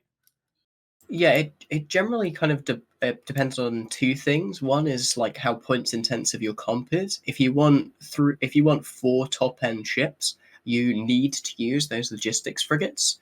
Both because you need to fill up the slots and because you need to save the 6 points on not having a T2 logistics.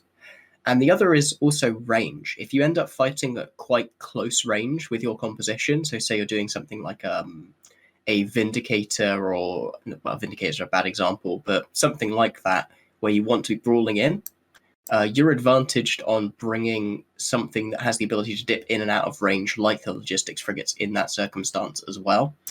Because otherwise you have to bring your T2 logistics into a range where it is going to potentially get tackled very easily if something slips past your screening. Also, I'm sorry for those of you who are detecting a bit of a nasally sound in my voice today. Unfortunately, I have COVID, so I'm not on the 100% of my game today. We all hope you get better soon, from all of us here at EVNT and, of course, in Twitch chat as well. F's in chat for Jin Tan. I just want to ask. No, I've spoken. Jeez. We do have a praxis that's staring you down. He's parked very nicely right outside the station, and it looks like there's a store behind him as well, just blotting out the sun. But never fear, we will cast in the shade. Now, we have the next match starting in a few minutes. I see one team moved into local, so it's not time to transition just yet. Basilisk, while we're still on logistics stuff, we quite often see teams bringing a mix of Tech 1 and Tech 2 logistics frigates, but we very rarely see a Tech 1 logistics cruiser. Why would that be? I feel like frigates have the inherent advantage of being harder to track, harder to apply to, etc. And the T1 Logistics Cruiser just doesn't really. So they don't get Tech 2 resists, they don't get small SIG, they don't get the speed. They seem to lose on every front. And for 9 points, they're 1 point cheaper than 2 logistics frigates. So there's just not really much point to bring them. I think they're pretty much the worst of the logistics options. They seem to be just the worst in every category. They're the slowest. They're like easiest to kill. They're the sort of least self-sufficient with regards to capacitor and stuff like that. So yeah, I think they're a dud. I wouldn't go for them. What do you prefer personally? The Tech 2 logistics cruiser or the logistics frigates? I think the logistics cruiser. I think generally speaking, for logistics, you need to make sure you've got a dedicated pilot. You need to make sure you've got someone who flies logistics every single time. It's such a crucial role. You need to make sure you've got someone who flies logistics regularly on TQ, who flies logistics in every practice, who knows you can fly frigates and cruisers. So for that sort of logistical ease of organization and operation, I think there is a significant boon to having to using logistics cruisers, just because you only need that one guy who's dedicated to it. He's going to turn up for every practice. He's going to be the logistics guy and he's going to get it sorted. Whereas if you've got 2 people, it becomes a lot more difficult to make sure they turn up to every practice and they're rotating in and out. You've got stand-ins, etc. But on pure strength, I think it depends on the comp. Like Jintan was talking about earlier, you've got different points costs, the fact that you need 2 holes instead of 1. So I think it's very dependent on what you're fielding with the frigates or the cruiser on what's stronger. Yeah, I think you made a very good point with it's about the pilots. So some of the more successful teams in Alliance tournament history, at least over the last sort of like 4 or 5 tournaments, have had a consistent logistics pilot who flies almost all their matches for them. And having a really good logistics pilot is an incredible advantage. Someone who is able to fly around the arena themselves without getting tackled, they're able to manage all their modules, manage their own self-tank. It's probably one of the most important positions on the team. Tuskers for a long time had a very good one, whose name escapes me right now. We've got Planet 6, aka Reload, and Starfleet Commander in the Volta team. Another great one. And of course, that Guardian pilot in the last match we saw doing some great piloting there. But we are ready for the next match by the looks of things. I see the teams landing on the grid. So it's going to be Deepwater Hooligans versus We Form Volta. So we're into the second round here of our little single elimination brackets. The team that goes through from here will go into the best of 3 final to face either Odin's Call or Literally Triggered. So let's hand it to the arena and let's go for Wingnut, Cross, and the Basilisk for this one. I quickly scooted over to the booth. Yeah, all right, then let's get this kicking, boys. So we have a max DPS rush with a scimitar on the Volta side, so double Sleipnir, triple Gila. I'm actually glad to see them back. And a scimitar with support versus another drone comp. Yeah, I believe that's the same drone comp as what they brought before, exactly the same. So even though it's the Open, they still don't really want to show anything too much. But I mean, there's not really too much to show here. This is a fairly standard 2 EOS 3 Ishtars. It's pretty run of the mill. I'm loving the Gilas here. Like, honestly, like I was surprised I didn't see more like Gilas and stuff like that in these rush comps, because Gilas are disgusting ships. They bring a lot of tank, they bring a lot of damage. It's just brutal to verse them. And of course, if you're a frigate near a Gila, all it takes is one lucky shot to obliterate most of your shields, armor, and hull. I hate them so much. Yeah, I feel like the Gilas, compared to other pirate cruisers, so I think the Orthrus is 8, other pirate cruisers like the Phantasm are 9, and the Gila is 11. But I actually think that's a fairly accurate value of their worth. I think the Gila at 11 is still a viable choice, even with its increase. It's just that strong compared to the others. I think it's really, really good. Exactly that. Like the Gila is a disgusting ship. It is absolutely broken. I'm also this means nothing to none of you guys, but there's a guy called Yours Blank in a Reform Volta, and I know him from my time in Eve, which is so awesome. Good to see you, mate. Yeah, we've also got Planet 6, as Ithaca mentioned, showing up. He's going to be the absolute Logi guru of this match. Putting on a clinic. Great team. Like, looking at the names, like you can recognize a lot of the names here, but for me, like Yours Blank is a personal one for me, so I'm glad to see you, buddy. But match is off, and we're gonna see what drones these guys popped. Are they gonna go for sentries? Yes, they do. Sentry ball immediately. Republic fleet bounces. Yep, so the bouncers are popped, and obviously that's possibly not ideal for them having these Sleipnirs and Gilas rush in, although the Gila's probably less likely to do so. Although the Gilas do seem to actually be rushing and charging on top of the Sentry Blob, and that's not great for the Sentry Blob. The Sentry Blob's going to have difficulty tracking all these fast-moving Sleipnirs and Gilas that are right on top of them. They're going for the Scimitar at the moment, Planet 6, who's currently going straight past those drones, so making it really hard for them to hit him. I wonder if he's going to start like orbiting those drones. That'd be a pretty brutal idea, to be honest. But on the other side, the Oneros of Timox Zero is taking chunks. The Sleipnirs seem to be on top of him, and they're applying just fine. He's tackled down by this Svipple of crazy Vania, who's just holding him in place and serving him up on a platter. This is the brutal part of the Gilas in this comp, is that they can bring ridiculously powerful drones. So if the Sleipnir gets a tackle, they can bring drones in and then delete the ship like they do with the Oneros. Gone. Yeah, and they have switched to Starfleet Commander. They are starting to shoot this Gila. And he's struggling. He's in the middle of this Sentry Blob, and they're all quite on top of each other, these sentries, but they are actually a little bit of a distance from him now. So he's taking chunks of damage, but they are also trading this Ishtar of Akov. I believe they abandoned their sentries and all dropped heavies. I can see a bunch of Praetors on the grid. Yeah, I think they actually all just abandoned their sentries. Bravo, good call. That's a hard call to make. Know when to do that. This might work for them. Although in this situation, I'm actually not sure if the sentries would have been better, because they're not on the Sentry Blob anymore. They're actually, I'm not sure how far off, maybe 30k away from the Sentry Blob itself. So it's possible the sentries would actually still be a fine option. But I mean, the heavies are working out just fine, so I can't knock it. The Starfleet Commander goes into Howling does finally go down. And they've got Control Freak in the second Gila already webbed and scrammed, so he's possibly served up as well. Dirtnap in the Ishtar finally goes down. That's a second Ishtar down now as well. And this is the problem for them, is this is a losing battle for them now. Sure, they got a Gila, which is great, but unfortunately, they've lost like 2 DPS ships for 1. That's not looking good. The Logi's still alive on the opposite team, so the next Gila, I'm going to actually put my money down now, will not die. It will not go down. There's no chance. Obviously, once you kill those 2 Ishtars, their drones are just sitting there, very confused and spaced, don't know what to do, don't know what to shoot. They've got extreme short-term memory loss and just instantly forget what they were doing. You just gave me a horrible idea. Imagine if drones kept fighting after the ship died. Yeah, that sounds I would not like that. Please, no. So yeah, that third Ishtar goes down. I think you may be right. I think the Gila of Control Freak is pretty happy at this point. These Purifiers obviously not really going to touch him. The bombers, the torpedoes. Sunesis, not even worth considering, and the 2 EOSs alone are not going to be able to break through the Scimitar reps. So unfortunately for Deepwater Hooligans, this is going to be the end of their run in this single elimination open series. But good job on making it to the second round. The Purifier Rich Stokes was just being chased by a flight of lights. You can just hear him screaming in his head, trying to run away from that. Goes down, unfortunately, there's nothing you can really do. And these 2 EOSs left. They're pretty tanky, so they maybe, but it's not going to happen, mate. They're going to get picked apart, unfortunately. Yeah, and the Imperial Navy acolytes are signaling a sense of impending doom for this EOS, and finally this Svipple, I believe, of Zebediah, Crane gets on top of him and tackles him down. So, yeah, he's just going to shortly find an absolute convergence of Sleipnirs on top of him. If they even need to, honestly, I'm pretty sure 2 Gilas could have picked that thing apart. That's about, I think it's about 1,000 DPS just in those 4 drones. Like, they are disgusting.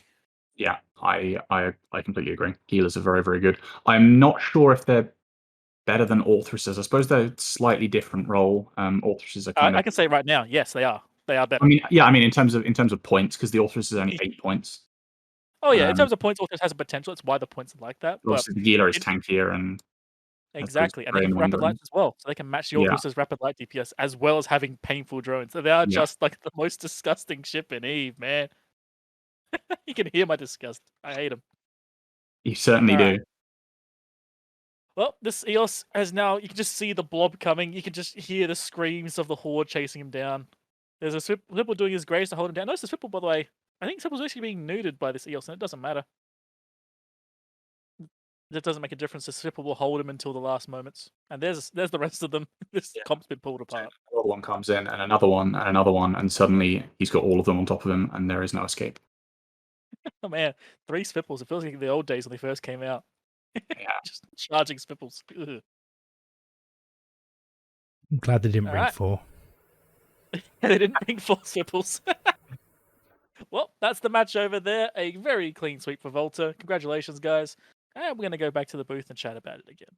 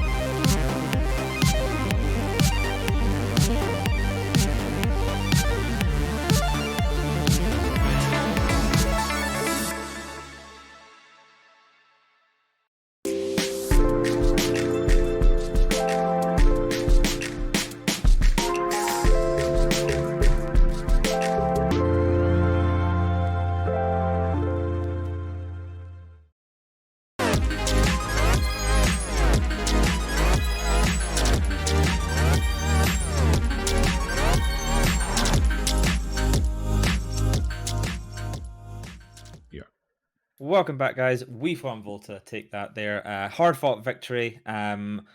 Only Starfleet Commander dropping there. So unfortunately for I blanked out who they are. Deepwater Hooligans. They will be going home today, but they can come back next week because this is the Alliance Tournament Opens. Anyone is welcome, even if you're out of the main tournament because you failed in the feeders.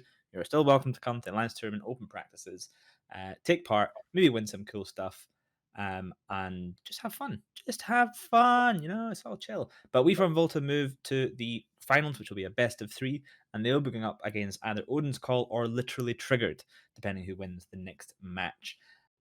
Although, while I have you here, I do note there's now a second practice outside our window here at Jita 44, where the EVNT studios are based. Welcome to that thing. You haven't parked as well as the other one. I just want to point out. So either park better or do the side spin thing. That He is doing some pretty cool maneuvers though. He is. I think he started doing the side Oh spin wait, thing, and he's I blowing think he up. just self-destructed. He did self-destruct. So That's a cool maneuver. Gotta be honest, that is a very cool maneuver. Do you know, Dave, he almost didn't get that scene because you cut to the. I know. I'm really glad I cut back in time. That was impressive. Well done. Imagine if he just self-destructed to practice just as we I missed the it. bracket. Wow. Yeah, nice. Good move, Mr. Practice Man. That's what you get for parking poorly. You get blown up. Now, while I have you all here, dear viewers, do remember to follow the EVNT channel if you like this. If you have a free Amazon subscription, feel free to drop it our way. It helps us pay for the server costs and things like that. A lot of it goes into just making better stuff for these tournaments. The EVNT website has a bunch of stuff on it, and we have some tools developed by people like Vitor in the background, and they are basically what makes a lot of this stuff happen. Without them being able to do the cool graphs that you might have seen during the feeders and things like that, all developed in their own time, and we use that money to basically pay for the servers. So feel free to like, follow, subscribe. I think there's a bell on Twitch. I'm not sure, but if there's a bell, ring it. And yeah, let's look forward to this next matchup, which is going to be Odin's Call versus Literally Triggered. Basilisk, what do you think of this potential next matchup here? It's a good one. I like both these teams. I'm excited for the potential 4-0 Stabberfleet issue if it makes an appearance. No one else seems to have picked up on it yet, on how utterly broken this ship seems to be. Literally Triggered now 3-0 with it over the last 2 games in the feeders last week, and then the last game today. But Odin's Call, obviously a very tough opponent. So yeah, this should be a very exciting one. Yeah, exactly. Now, Wingnut. Anything jump out at you that last match? Because I actually went away to refresh my drink, so I didn't catch most of it. So feel free to think of a really in-depth question about that match and then ask it to yourself. Yes, I am good at the in-depth questions. Honestly, the thing about that match that I like that they brought Gilas. The Gilas are really strong. It didn't seem to hurt the rest of their comp in doing so. It kind of like adds to the rush when you have the ability to hit from long range or any range you decide to do. It's honestly a pretty good addition to it. I don't know if you call it a better one than the Loki one because the Loki provides so much utility to it. But well, the Loki is banned tonight. Gila, remember? I know, but I mean, like in terms of like in the regular Alliance tournament, if we were going to do a shield rush, would you pick Loki or Gila? I'd still go Loki, but the Gila does have like a potential there to be a functional secondary ship in that situation. I mean, Jintan, why is the Gila so good in a tournament format? Because we do see them quite a lot, even though they can be kind of expensive on points. Gilas are quite favorable. Why is that? Well, they generally just bring some of the best stats that you can get out of a pirate cruiser. That's why they've had to be split out into their own separate category. They have anywhere from, maybe on the low end of 50k EHP up to, you can get ridiculous stuff. You can get like 120k EHP beyond that, even with heat. You can fit them either hyper tanked like that, or you can fit rapid light missiles on them. You can fit heavy missiles on them as well if you really want to up the projection. You just have so many different options with them, and every different option that you can fit on it is good, that it becomes powerful in a lot of different ways. But generally, it is just the EHP and the application of those EHP boosted medium drones that is so powerful. Yeah, I'm glad you mentioned the EHP boosted. One of the things that makes having a Gila on field so annoying is if you decide for whatever reason you want to try and defang the enemy team, then good luck with a Gila on that side, because those EHP boosted drones just are a nightmare to chew through. And not only that, they're able to just throw out more because they're damage bonus as well. And this is something that's actually going to be specifically overemphasized in this rule set, because the best drones that you can bring are the faction drones, and faction drones have the most HP of all drone types. Yes, exactly. Good point. Basilisk, the drones in this tournament, I believe, are slightly different from previous Alliance tournaments. Faction drones being allowed for one. Talk to me about that. So yeah, previously we were only allowed Tech 1 drones, and they after that change, I think they didn't seem too powerful. There seems to be only one or like a handful of adaptations you can make to a drone comp, because the EOS and the Ishtar are both so sort of ahead of the rest of the pack in terms of strength of sort of mainline drone ships that you haven't really got too many options of bringing something else. You can flex into like Dominix's, but it's a bit weird. It's a bit, I don't really want to venture into that kind of territory. But yeah, the faction drone change is pretty big. We've seen a couple teams trying it. Mostly, they haven't been too successful so far in the last weekend. Most notably, Fraternity fielded it twice and absolutely dumpstered both their opponents with it. So on the other hand, teams clearly can make it work. It'll obviously, with the faction drones objectively being better than Tech 1 drones, drone comps will probably generally be stronger than they have in the previous tournament. But if they're like a sort of main contender for super high level meta comp, I think it's still too early to say. We've seen like I said, we've seen a bunch of teams fail with it, and we've seen a couple teams do really well with it. So it's viable. It's viable. Yeah, so one of the advantages of the drone scatter comp is you can just drop drones, and then your team can just, as it sounds like, scatter to the different micro drone units spread around the arena, of which there are 1, 2, 3, 4, 5, 6, 7, 8, 9 of them in a cube with one in the center. So you go out to these different MJD units, and when something starts kind of trying to attack you, you can then just jump away and run as far away from the bad guys as possible. However, the disadvantage to that is with drones, especially if you're not using sentries, they take time to move to their new target and start applying. Wingnut, you were going to talk a bit when I started mentioning drones. I heard you just as I spoke to Baza. Give me your thoughts on these drones. Sorry, I've entirely forgot what I was going to say. Yeah, I don't know. Like, drone comps are interesting. The Ishtar and the EOS are pretty great. However, we say they're the head of the rest. Vexers, don't ever give up on the regular Vexer, man. You can bring out a full Newt Vexer with a wing of drones for real cheap. It can even be Logi drones. I've seen Vexers been used pretty well for a few comps. So just because Ishtars and EOS are the ones we see doesn't mean they're the best ones. Oh yeah, absolutely. Vexers were very popular during Alliance Tournament 16 when they were quite low pointed. They were a great little utility boat, as you say, fit it with newts, or even as a heavy someone's salvaging the wreck. Someone's salvaging the Praxis wreck. Oh yeah, so they are. Amazing. All sorts of stuff going on. This guy in this practice is getting very close to our windows. I'm hoping he doesn't smudge it because we just paid to get these cleaned.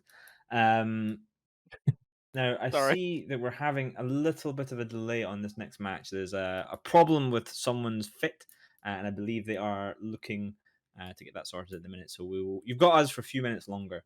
So make sure you come say hi outside GTF44. Join your praxis friend there, just start spinning around. Jintan. Yep. Hello. Hello. Your team is out of the Alliance tournament, I heard. Way to rub salt in the wound. It sure is, Ithaca. That must be catastrophically disappointing for you. It was. I'd kind of deliberately not planned things for the next couple of weekends. So I'm actually going to be running sort of a pickup team so that people who, like myself, have been knocked out of the feeders can come along and take part in these practices in future weekends. So if you're interested in that, shoot me a DM and I'll put you on the team of complete irrelevant nerds. Oh, make sure that's what your team is called. Complete irrelevant that's really nerds. cool, though. That's really cool. So very nice thing to do. So we did. I did mention earlier on that the teams taking part in this don't have to be part of the Alliance tournament. They could have been eliminated, but that doesn't mean you also can't form a team just for these Alliance tournament open practices.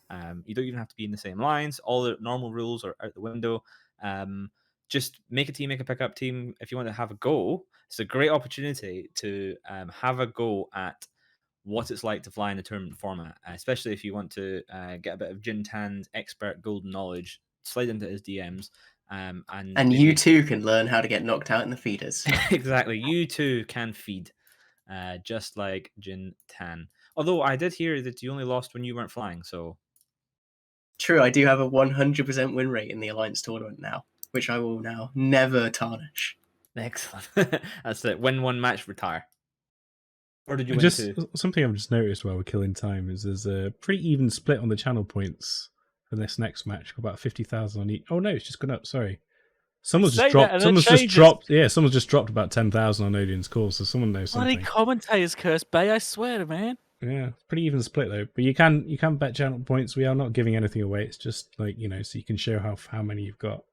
Yeah, it shows that you have a larger ding dong between your legs than everybody else. So make sure you get those channel points and you use them. It's getting very close back to the middle now. I wonder if do you think this maybe is too wild? 69 to 69. It's 69 to 69. Amazing. Try and get 69669 to 69669. Oh, it's already ruined. You guys suck. I'm ruining it for you. And you got to be perfectly balanced. Got to get right in the middle. So at the moment, 73, 78. Oh god, that's it. Burn all those channel points. Burn them all. So Ithaca, I've got to ask. You know, you've only just come back from your was it holiday or something that meant you couldn't take part in the feeders? My parents, my real life parents, were down visiting me. First time I've seen them since 2019, thanks to COVID. So sorry, do you have other parents? Yes, I Do have. you have other I have parents? in-game parents. I was wondering who that is. General Stargazer are my parents. Space parents. Everyone, you know, don't judge him, kids. Everyone, you know, it's 2021. Everyone needs a daddy. Jesus, this chat's going downhill, Chris. Who's the father? Which one of Stargazer and Bay is the father? And which one's the mother? I'll leave that one as an exercise to the viewers. I think Anyway, I was going to actually ask you a question, which is there any ships that you were looking forward to seeing in the AT that you haven't seen in a while? Anything that you Vargas, I am looking forward to flag Barghests eating shit. That's what I'm looking forward to. I can't wait to see all these flag Barghests. I mean, probably there'll be some other flags as well, but I think Barghests are going to be popular due to the reduced costs and the banning of things like the Balgorn. So people with like full racks of officer launchers and things like that, heavily abyssal rolled, you know, officer scrams and just chaos. It could be absolute chaos because it's going to be the least tanked flagship potentially we've ever seen being popular. I think that's going to be absolutely fantastic. That's brilliant. It looks like we've got the teams in the arena though. So assuming that someone hasn't managed to fit 2 ancillary armor reppers to their ship again, we should be. I saw that was what the bug was, by the way. Here's a mind exercise for you. You've just been moved into local and you have a problem. Do you put it in, rather than talking to the ref, do you put into local, oh no, I've got 2 Ansel reps in my lows, to make the other team think, oh, they're bringing armor, whereas in fact you're bringing some sort of shield comp? Is this a high IQ play, or is it someone just being honest and talking? This is the wrong place for that IQ play, my man. Yes, I'm going to use my high IQ play in this open silly round. Yes, this is great. It's testing. It's testing. He's actually got 2 Ansel shield reppers in his lows. It's a really confusing bug. Yeah, well, does allow you to do some silly things. When we were really testing does. a bunch of the referee tools, fireworks. Some months ago, we have to have essentially elevated access accounts to do the referee tools, and I managed to plug the G244 station into my head as an implant, and it caused the server basically to wobble around, and CCP Aurora had to go and reset it because it was completely screwed. But There is a great history of that. Yep, I see teams are being told to warp. So let's just go to the arena and talk about it there. So it's going to be Odin's call going up against Literally Triggered. And let's have Baza and Jintan in this one. Cool. Yep, Just give me one moment to let the ships land and stuff. Otherwise, it looks really terrible when you cut across. I would like to shout out whoever just launched a big firework in the background there of our little scene, which is very cool. It is a live Jita feed, so feel free to undock and fire some fireworks. Skins in a Gnosis, by the looks of it. I can see them in the background just changing skins. Nice. Flexing a little bit. Cool. We are getting to the arena, and I have already transitioned across, so commentators go.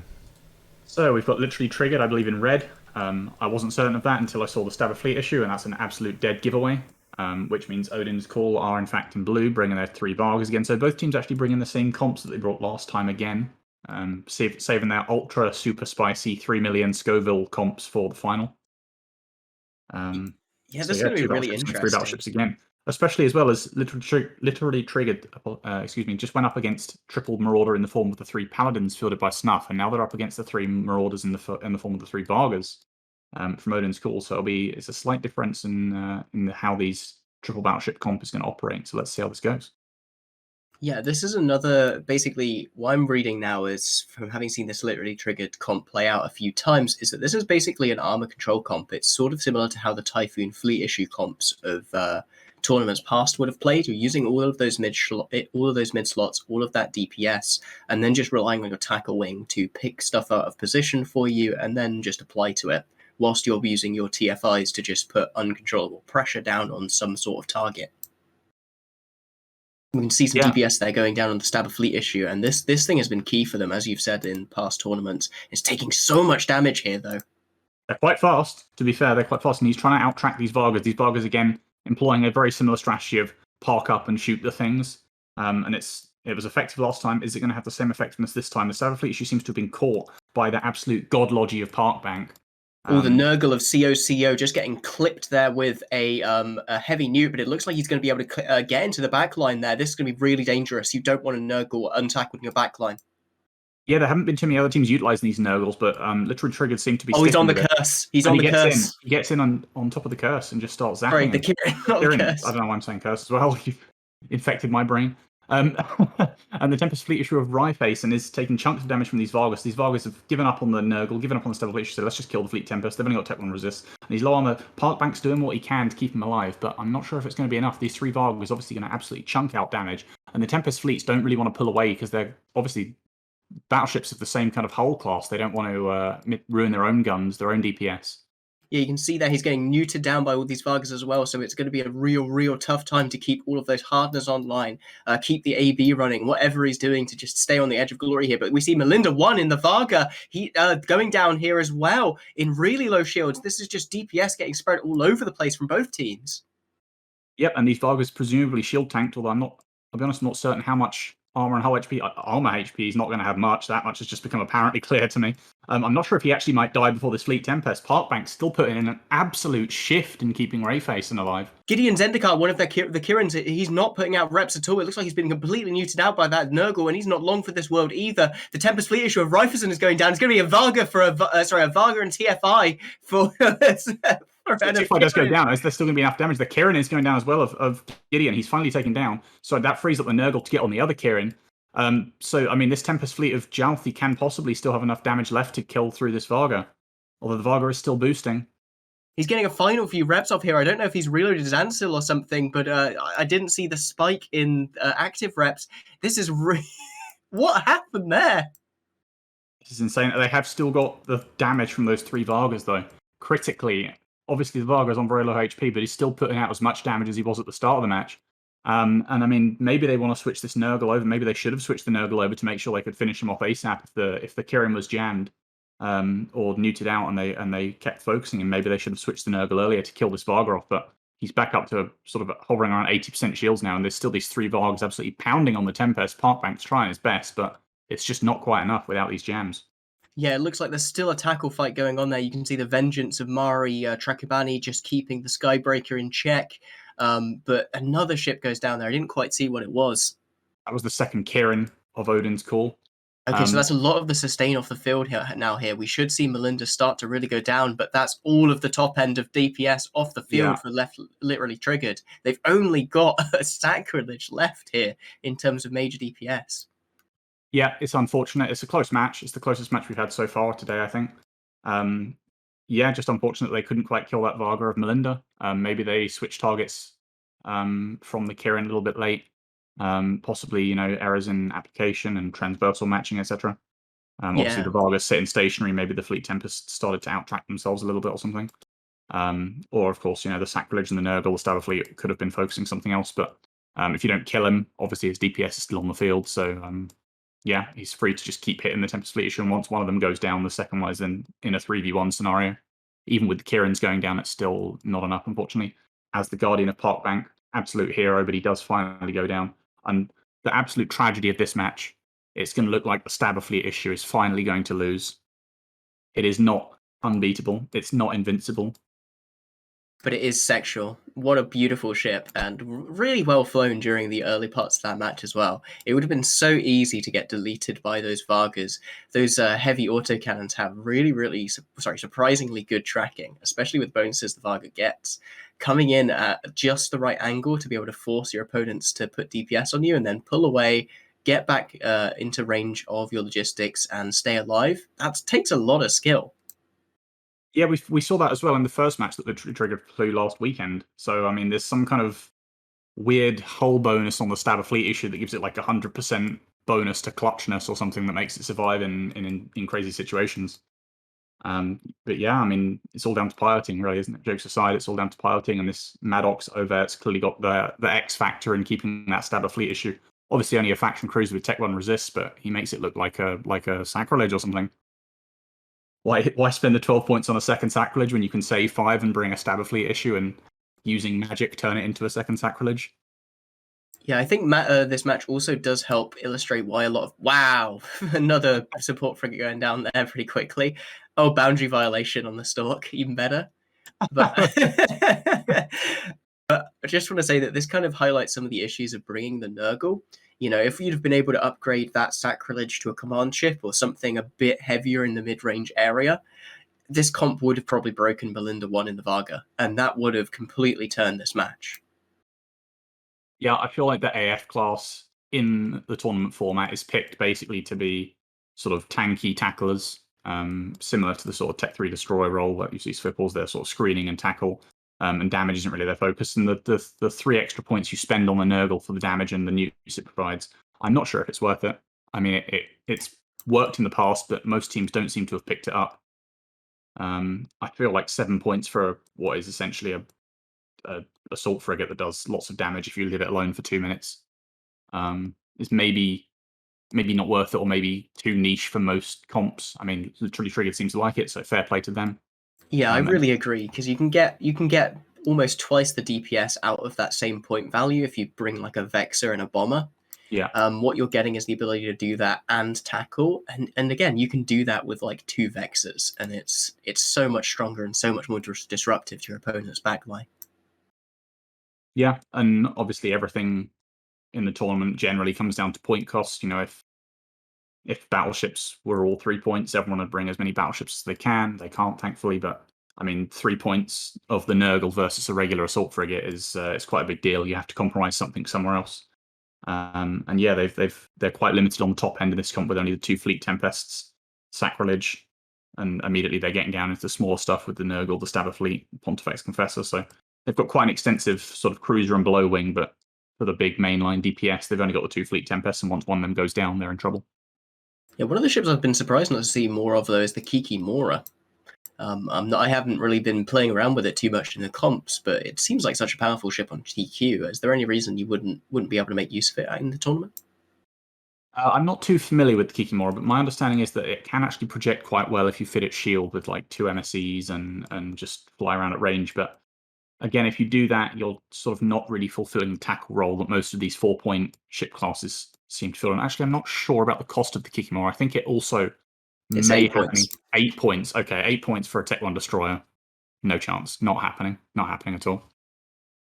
Fair enough. Well, seems like literally triggered also have no chance. Sorry, yeah. Wait, I'm sorry. The template's confusing me. Was literally triggered on the blue side there? No, literally triggered was red.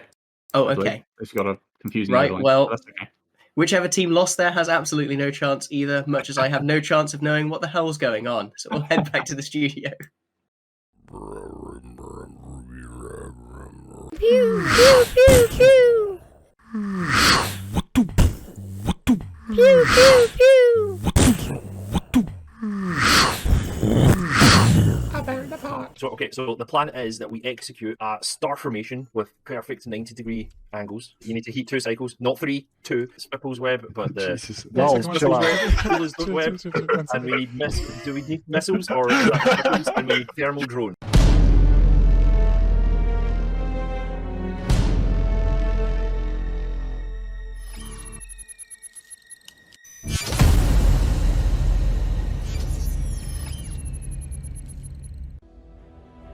HighSec Buyback offers 90% JITA anywhere in HighSec. Simply go to highsec.evebuyback.com, appraise your items, create a contract, and get paid quickly. Welcome back to the Alliance Tournament Open Practice, brought to you by EVNT. Hello, everyone. I'm Mythical Hawk. And we have our final 2 teams now confirmed. It is We Form Volta versus Odin's Call, who will go up in a best-of-3 final in this little series today. Before that, though, we will have a third-place match between Deepwater Hooligans and Literally Triggered to see who is the, not the second best team, but the third best team here today. For those of you just joining us, welcome, first of all, welcome. And what we're doing here is an open practice. Any teams are welcome, including Alliance Tournament registered teams, including teams that don't exist as a team. Jintan's going to do a pickup. This is happening on Thunderdome, so none of this really matters. And it's basically just open practice. It follows all the rules of the Alliance Tournament, except we specify some bans for the whole week, so there's not bans done for each individual match. This week's bans are Barghest, Nighthawk, and Loki. There's some. I mean, you get to play some cool tournament matches, and so if you like that, that's great fun. But also there's some prizes to win, just small prizes, just a little sort of thing to say thank you for taking part. And yeah, if you like tournaments, you're in the right place.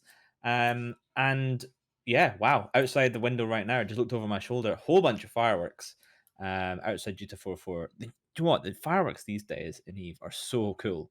Like, look at those blue and purple That ones. one with the snakes across the screen there, that was really cool. Yeah, whoever's doing that, that is nice. Thank you very much. Yeah, so as mentioned, we have Deepwater Hooligans are versus Literally Triggered in the third place match, and then Odin's Call versus Volta. Wingnut, I want to ask you a little bit about the points for the Trig ships in Alliance Tournament. So they are up pointed almost exclusively across the board. Things like the Leshak being more points than other battleships. Why is that? Because this is the exact situation where they have the most potential, except for the Triglogy, the crap. All the other ships have the potential to put out more damage than anything else on their size, and even ships bigger than, like for instance, a Drekavac in a lot of cases can actually out DPS some of the battleships we can bring. And the Leshak, of course, and even the other Trigs can also have a bunch of utility highs for nukes, smart bombs. So they are almost perfectly made for tournaments, except for the damage and the way tournaments are now, more DPS focused. So they are just ridiculously strong. I think the best one out of all of them at the moment is absolutely Leshak. It is a big ball of tank plus DPS that is really hard to stop. And of course, like I keep saying, it brings the utility highs for smart bombs and nukes.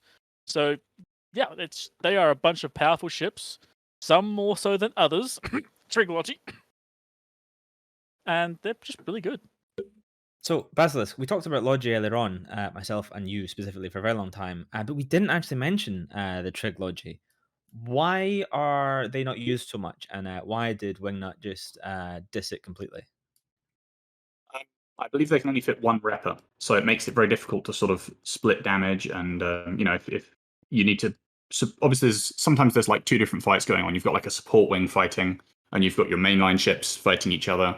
And you need to be supporting them both. And if you can only choose one, and you've got the ramping effect, it's like a double whammy of bad. Like, you can either keep your support ships alive and just ignore the battleships, and that's a no-no, or you can just ignore the support wing and keep your battleships alive, and that's also a no-no. So neither option that is available to you is good. You just don't have the versatility with only one rep. It's a good rep when it ramps up, but you've only got one of them, and that's bad. That's really bad. Really, really, really bad. Don't bring them, please. It's worth noting that you can fit multiple reps to them in the AT. It's just that they don't have range bonuses, so they're effectively useless. You can only rep to about 10 kilometers, which, when we're talking about practical combat, is nothing. Yeah, I mean, they have like the same sort of range without fall off as like a logi frigate. I mean, the Guardian, like we were talking about earlier, it benefits so much from being able to stay at a safe range. You know, you can put out your full rep capacity at 50, 60k. If you've got that one insane rep that's really, really good, and the rest of them are just like you need to go and kill yourself to use them, it's not really worth considering. And while I dick on them a lot because I do not like them, they do have places in certain comps. Like for instance, in the last Opens, we saw very tank-heavy comps that can make use of the trig logi very well by just surviving long enough for it to actually matter. And also, they're also great in being one of the more tanky logi ships. So if they're being engaged, they can even like have smart bombs of their own to defend themselves. So in terms of self-defense, they're probably one of the better ones. But you're not really meant to be a self-defense ship. You're meant to be a save everyone else ship, and that doesn't tend to be good at that. So going on from that, I want to go back to the points. Now we talked about the trig ships being up pointed, but this tournament is sponsored by Murder's Legion. So your Arthurises, your Garmers, etc., your Barghest are all underpointed compared to the rest of that class.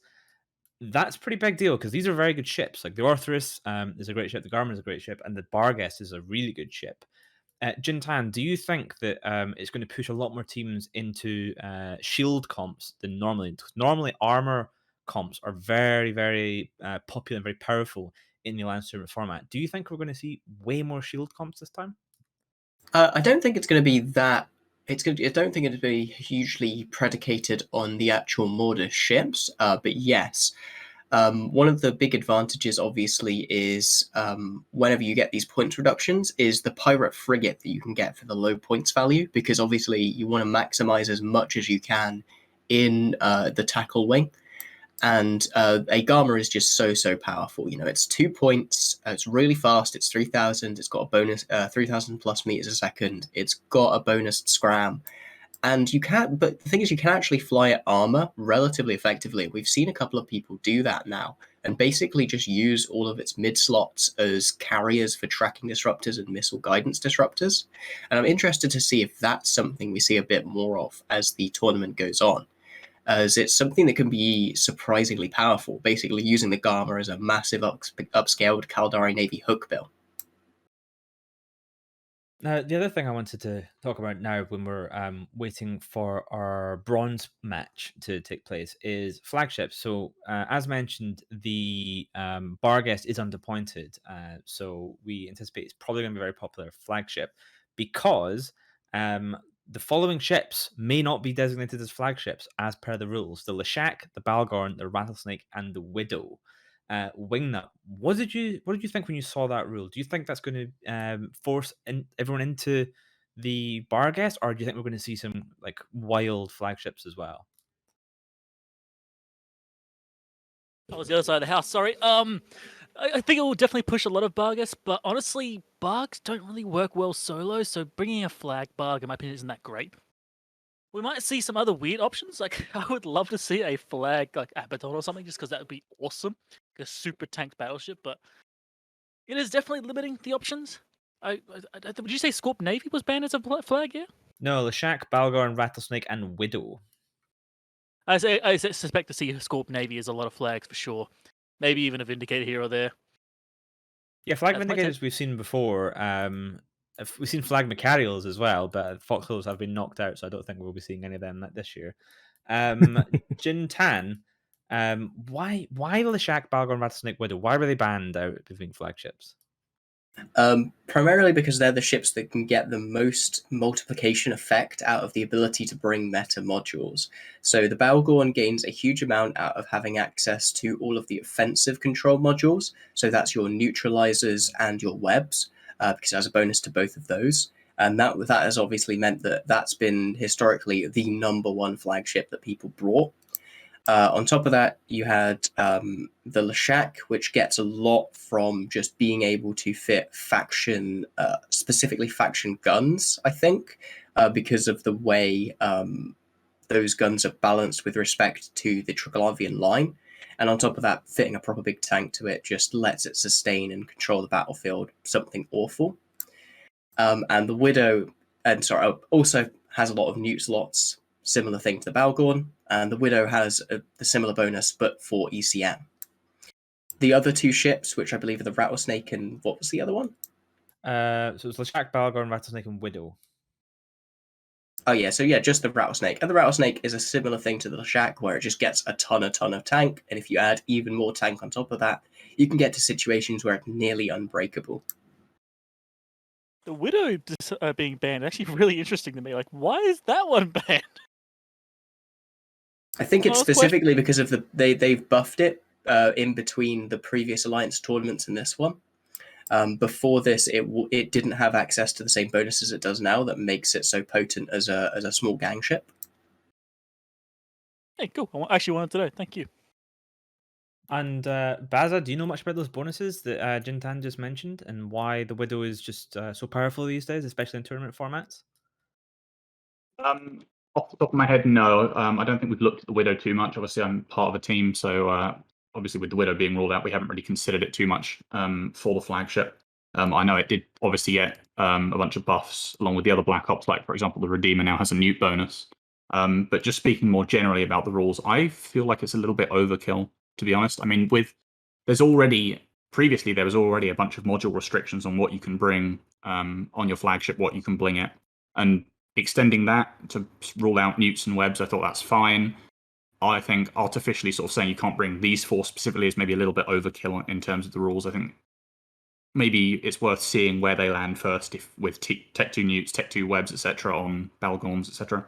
See how they fare. If they're still oppressive, then we can get rid of them. But I feel like it's a little bit too much in one go.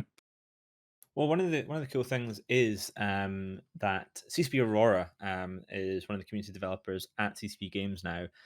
Wasn't there during the last one of the Alliance tournaments, and has basically single-handedly brought back Alliance tournament from within. Of course, plenty of other devs involved have helped out, but she has been leading the charge. Her and CCP Swift, aka formerly Elise Randolph, did a lot of work on these rules. And I think it's great that we have not only the Alliance tournament back, but we have two people who are passionate about EVE tournaments behind it and steering it, and they're willing to try new, potentially wild things like putting those banned flagships Yeah, in. for sure, it'll definitely spice things up. Exactly, to spice things up, because there's nothing worse than having a rule set that's almost the same as the year before, because then people just bring the same things. It's not that interesting. You kind of know what's going to happen. There's something to be said for mirror matchups and execution wise, but there's also something to be said about the ability for teams to adapt to changes in the rules and then still find a way to win. So big thanks to all the people at CCP, especially Aurora and Swift, to put in so much time to make this happen. And I just looked out the window behind me and I see a bunch more ships now. Praxis, unfortunately, you're behind the grey panel. I can just about see you sticking out. Looks like we've got maybe a Navy Mega there down the bottom left. And is that, do my eyes deceive me, or is that a Space Potato in the back with all the fireworks? Yep, some type of space potato. It's hard to tell. They all look the same from this distance. But great fireworks show outside the window. And it looks like, oh my God, it looks like we're almost ready to go to the match. So let me toss this one to the Basilisk and Jintan. And this match is going to be Deepwater Hooligans versus Literally Triggered. We are now in the arena. Hello, ladies and gentlemen. It's Yintan here with the Baza, and we're here for the third place match with Deepwater Hooligans going up against Literally Triggered. And Deepwater Hooligans today have brought a very interesting setup. It looks like a variation on their previous Armor Control setup with two Fleet Tempests supported by double Ishtar, Vex and Navy issue, double Command Destroyer, Deacon, Sentinel. What have Literally Triggered brought for us today? So they've brought the same thing we talked about before. They brought two Fleet Tempests, Guardian, Sacrilege, Nurgle, Stabber Fleet, Pontifex, Confessor, Vengeance, Garma. So this is actually going to be a battle between these two Tempest Fleet issue comps. See which of these two comps can execute better and which of these two comps has the better sort of other 8 ships that they've comboed with these two Fleet Tempests. And Literally Triggered have started to burn away Deepwater Hooligans, rather, have started to move away. These Tempest Fleet issues starting to burn away. Apologies, I forgot the name in there. Literally Triggered following suit and just running straight into the back of them. Come back here, boys. You're not going that fast, not getting away. Nick Barron grappled down. The Ishtar of the Rich Thugster also webbed. Sentinel Pixie Thief being annoying. He's taking a bit of aggro. Some Sentinel really interesting plays here from the red team. I think it's Deepwater Hooligans. Yeah, it is. They've just put all their drones out into the back line. on top of what looks like their Guardian briefly before pulling them back. I'm not sure what that was about. Looks like some miscommunication there, maybe. They seem to have, well, they're using some of their drones on these rep bots on this Sentinel now. These are swarming over. It's a sort of mixed bag here for the drones. There's some Wasps on top of the Stab of Fleet issue now of Maddox, who's tanking, courtesy of Park Bank as usual. Yeah, and that the Nurgle is actually just sitting on top of this Vex and Navy issue. That's why he's going so low. He's basically 1v1ing a Vex and Navy issue in the backline. Yeah, or attempting to, but I'm not sure how long the Nurgle can last. Obviously, he has an ADC, presumably like all other AFs, but... Meanwhile, though, Nick Barron here sitting in 3/4 armor, going down really, really fast. Looks Yeah. like he's been muted out or something. Yeah, literally triggered getting the better of this Tempest Fleet issue 2v2 at the moment so far. The Nurgle, the Stab of Fleet issue, all sort of drawing aggro, doing their bit to be nuisances, be sort of distracting. Meanwhile, the Tempest Fleet issue is just doing their job and just punching at the other Oh, Tempests. look at how far that Guardian is away. I don't know if he's been pushed off or if he's just out of position there. He isn't able to land his full reps onto this Tempest Fleet issue. That's why the Tempest Fleet issue of Jelthy is holding, and Nick Barron absolutely is not. Yeah, this is, again, it comes down to the choice of Logi.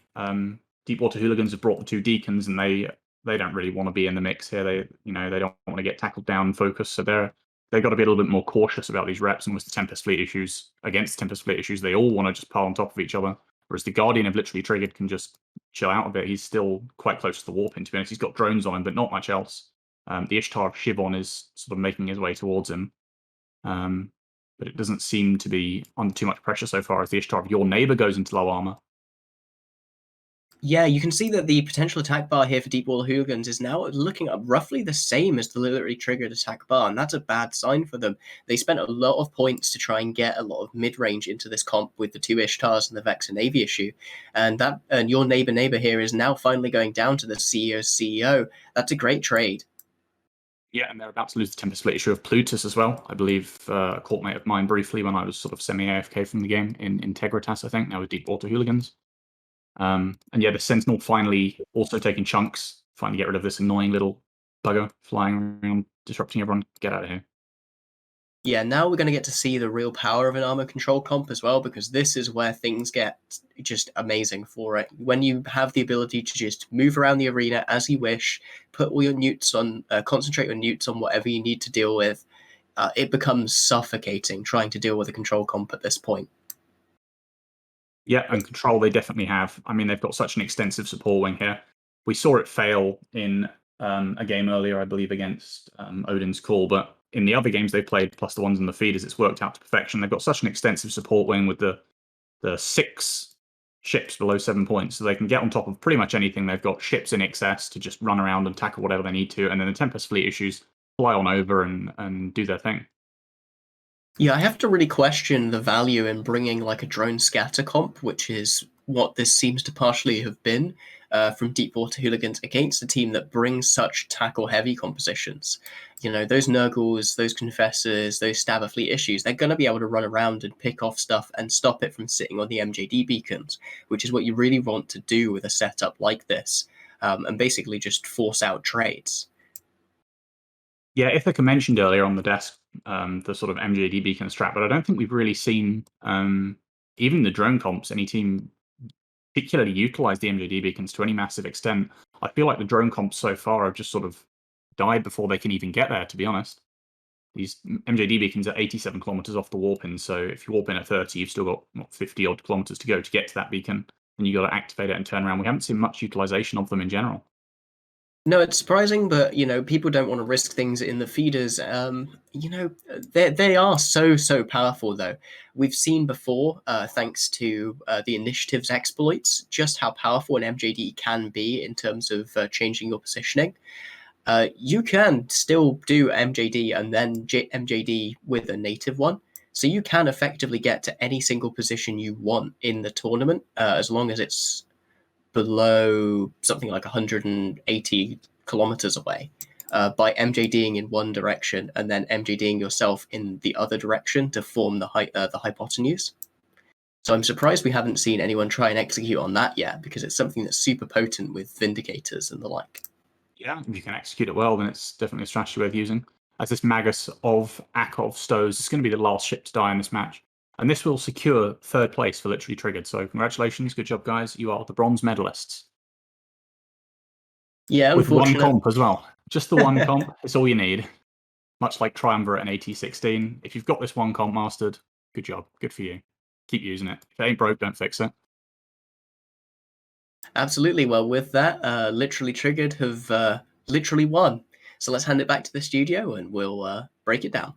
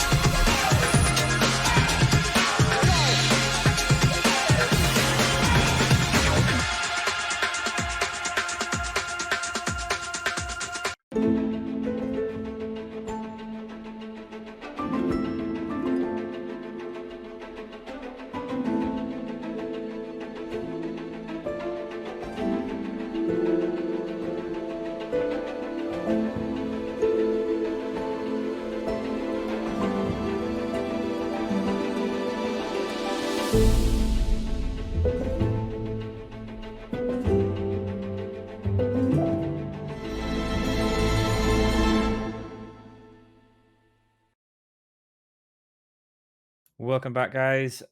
So I mean, they started fast, then they started falling. Now it seems they've stopped, and it appears they are stalling. It looks like Deepwater Hooligans are in too deep, and they are out. Third place, therefore, goes to the team that they just played, whose name I've just forgotten. Literally Triggered. Literally Triggered. I looked at the challenge bracket, and it was the one thing that hadn't been updated yet. It was just the one square that was out. So Literally Triggered take third place. And now we move forward, as we must always do, to the finals, which is a best of three between WeForm Volta and Odin's Call. This should be absolutely fantastic. Both teams have done really well so far. Volta, very experienced team. They've done well in Alliance tournaments in the past. Some of their members have won as part of, gosh, I can't remember now. I think it was Alliance tournament 10 or 11. Odin's Call haven't had the same level of success, but they have been certainly improving over the last couple of tournaments that we've seen them in. And they've turned up today. They've put in a pretty good showing, winning the matches fairly comfortably. So what do you think, Wingnut, between these two teams here? Do you think the historical expertise, shall we say, of some of the Volta pilots will take them to victory here? Or do you think the younger upstarts in Odin's Call will be able to take this one? It's honestly going to be a hard one to pick from for sure. It also just depends on how serious they take the comps in this. If they just bring the same stuff, it could go straight down to piloting. I honestly, I will say like experience does tend to play pretty well in these situations. So I honestly have to go for them. But hey, you never know. People can pull off really ridiculous upsets when they've got a fresh thought on things. Yeah, for sure. Jin, what do you think on this? Yeah, if we're talking about previous Alliance tournament experience, Odin's Call only have one under their belt, having made it to the top 48 in AT16, winning one match to do so. But they've also come top 12 in the Alliance Open and top 16 in the Anger Games. So they do have a decent amount of experience to fall back on. It's just that they are a relatively new tournament, new team to the fray, as it were. Yeah, and Basilisk, I've asked the other two, so what about you? What do you think here? Is it going to be Volta or is it going to be Odin's Call? Looking at the bracket at the start of the day, I think these two teams are probably far and away the two strongest teams on paper that showed up today of the 8. So yeah, it should be a spicy match. I think Volta probably have it in terms of sort of tournament pedigree and experience, but I hope they don't because they've been very boring so far and they've brought very, very sleep-inducing, Sleipnir, Scimitar, run-of-the-mill comps. I want to see something spicy. You know, it's a best of 3. You can afford to lose one as well, you know? Bring the Hyperions or, you know, bring something unusual. Give us some fun. Give us something tasty and delicious. Not these disgusting, bland Sleipnirs. Tasty and delicious. That's what the Basilisk wants to see. Will he get it? We will find out in about 5 minutes as we predict this match to start at about 15:15. Although it may start early because I see the teams are already in local. Our referee team absolutely knocking it out of the park tonight. Really just smashing these matches through one after the other. Tonight it's General Stargazer and Amy Muff who is helping them out today. Wingnut, I interrupted you. I was just going to ask you guys, what kind of comps do you actually want to see? Whether it be good comps or silly comps? Like, what's the comp you want to see? I mean, ever since someone mentioned the Abaddon, I've been kind of wanting to see some Abaddons just sit in the middle and just Shrek stuff at range. I don't think we're going to see that, but it'd be cool. I want some good old-fashioned Vindicator rush, because we Yeah. didn't see that through the entirety of the feeders, and we spent the entirety of the feeders on the desk talking about it. Give me some god... We saw one try. The Vindicator got immediately primaried and killed. It was the first thing to die. If it doesn't shoot something with overheated void, it doesn't count. Yeah. I honestly want to see that, like, Dominic's and Naga comp from the Alliance Open, just to see if it actually was any good, or if it was just a really good meme. But alternatively, Abaddon plus Oracle would be nice. So I just looked at the teams as they're getting ready to warp in. They should be warping just now, but I just looked at their comps anyway. I think Basilisk, you might be sated. You might have a delicious, succulent meal coming up right now. For exactly what you wanted, juicy and tasty, as the teams land on grid. What do you guys think? Don't say any ship names yet, but just look at what's on grid and what's your initial thoughts? Jintan's happy too. Oh, baby. Yeah, everyone's happy with this one. Let's dance. I'm actually seeing a ship. I'm so glad that's here. Hell yeah. This is perfect. Yeah, and I see all the teams are here. Both the teams are here. All the players as well are here. So we could just cut to the arena right now. And just see if we can get this match underway ahead of schedule. So let's do it. Let's hand it over to the commentators. I think I might do this one along with Wingnut Cross. So yes, let's hand over. We're over.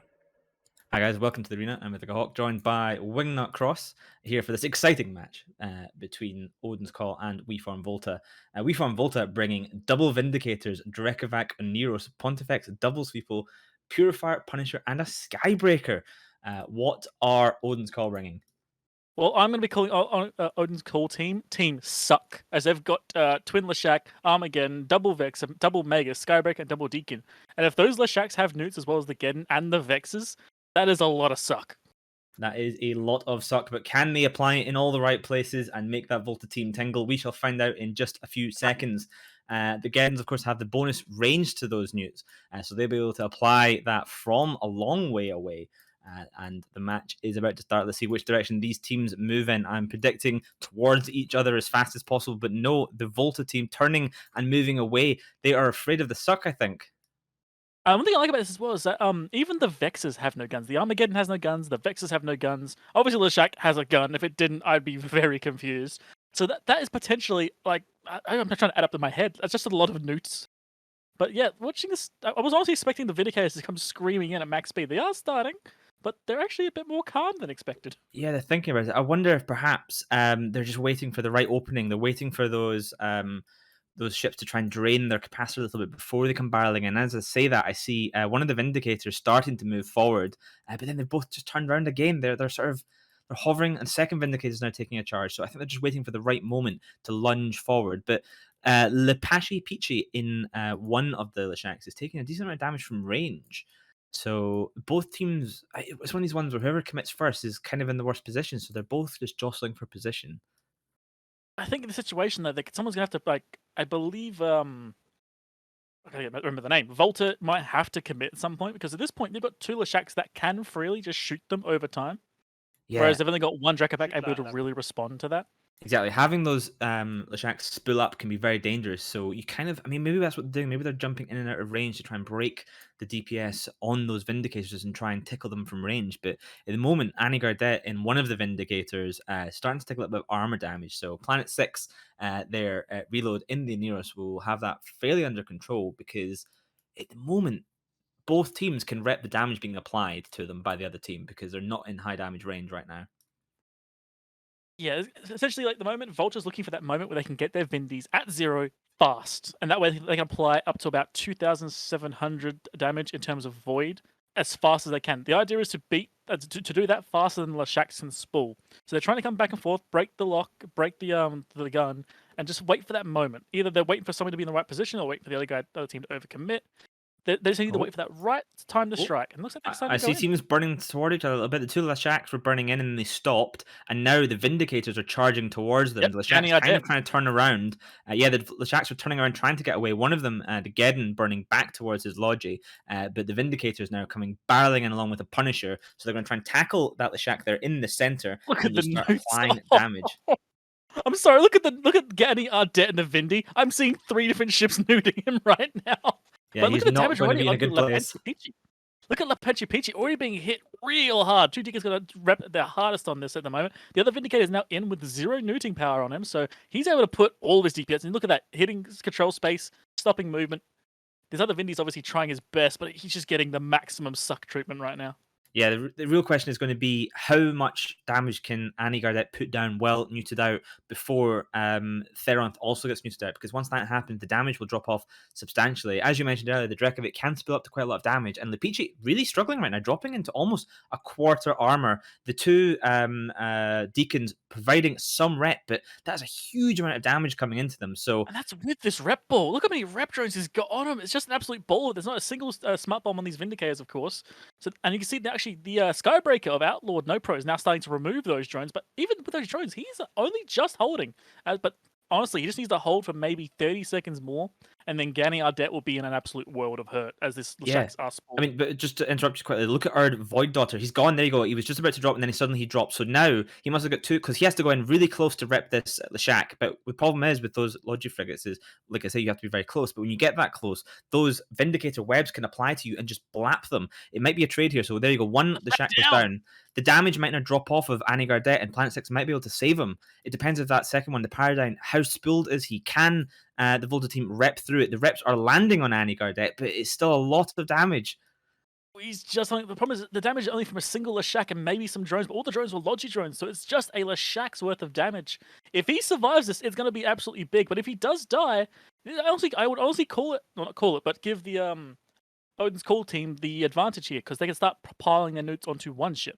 Yeah, it's going to be big. It's going to be more than big. It's going to be large. As Annie Gardet barely surviving in about maybe what's that 10% hull, but he has managed to held on. Like it came so close. Pulled away. Drop down. I thought he was going to drop down at one point, but he survived. Second Logifrag down for Odin's Call.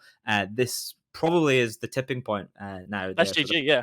Yeah, he pulled away out of the range of the Lashak. He's actually gone now over towards his Logi. He left the Lashak behind. Bravo for being able to pull away in a Vindicator. Most people get stuck in with that, but knowing when to leave and survive is honestly just made this team win. That's just the end. Yeah, I feel like the two Vexers were just probably the only things that could lock them down in that Skybreaker, and they were just too far away. The Skybreaker's sitting miles away from where the Vindicators are. They were all afraid of getting in under those Vindicator web range, because of course if they do, they could get blapped as well. But the disadvantage is that allowed Annie Gardet to burn away from the Lashak, probably break its spool, and get full reps from Planet 6 in the Aneros. And then you got the second Lashak now down as well. So it is basically cleanup time now. It looks like they might catch a couple of the Volta small ships. The Purifier may go down, but it's going to be touch and go. Here's a fun thing, all right? So Ganny Ardet obviously retreated to repair himself, yes, but here's the secondary part of what he did. Planet 6 in the Oneros was being neutered to hell by these Vexes. So in retreating away to save himself and then get to his Logi, he then protected his Logi from 2 neuting cruisers. So that is like a perfectly well done double play there to essentially, move yourself where you don't need to be and move to where you want to be. Yeah, I feel like almost from the start, the Volta team was in a bit of a back foot position there, because, as you mentioned, all that newt power on the Odin's Call team could almost completely shut down the Volta side. But after a bit of dancing around, they committed in, and they were able to just power through it. And it was touch and go. I mean, look at Annie's hull there, 14% structure. But wow, that was an exciting match. All you need is the last 1%. That's all it's required. Notice that they left the Get until last. Once the first Lashak went down, without the Vindicator going down with it, that match was kind of over. Like, sure, the Vindicator can newt the hell out of things, but it doesn't really provide much else besides newts and maybe some Logi drones in this situation. So here's a question for you. Do you think that if the Odin's Call team had a cruiser Logi that could sit at range and not come in, that would have gone differently? Honestly, probably not. I suspect that Volta would have managed to pull one of their big ships around the blob in the middle and get onto it. And they've also got 2 Swiftballs and a Ponti that can go do tackle work if needed. It would be a hard job to try not to get caught in one of those Logi cruisers. but potentially the option is always there, and people obviously piloting can go both ways. Yeah. Now, as mentioned, this was the best of 3, so Volta now 1-0 up. So the next match is series point, and if they win that, they take everything. If they don't, it goes to the full third match. But let's toss it back to the desk, and we'll talk about it there. We who have seen war will never stop seeing it. In the silence of the night, we will always hear the screams. So this is our story. Wolves amongst strangers. Nah, he's got it. It'll be fine. Oh shit! Oh. Yeah, that's cool. I'm getting a point. You guys ready? Oh, there's a curse as well. Are you shitting me? You're welcome, Durst.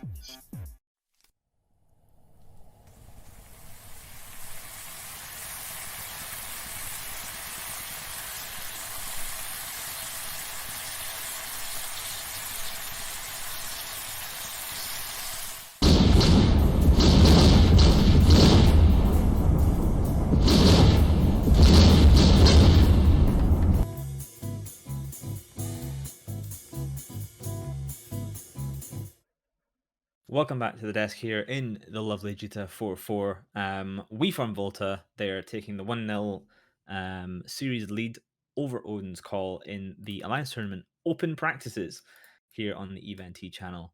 How are you guys out in Twitch chat? Like, say hello out there, and feel free to come see us outside Jita 4-4. I see plenty of fireworks out there right now. With a bunch of ships. I see a space potato. I see our practice friend is still there. Looks like, do I spot a Drake hanging out in the background there as well? It's hard to see through all these fireworks.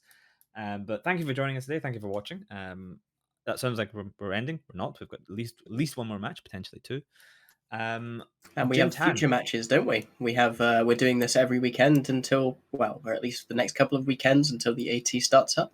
Yep, that's the plan. Do as many of these as we possibly can between now and the Alliance tournament itself. If you are in a team, feel free to register your team and come along. You can win some stuff. If you're not in a team, fear not. Speak to Jintan. He's doing a pickup team, and a bunch of other groups are going to do that as well. If you've been eliminated, you can still come along and you can play.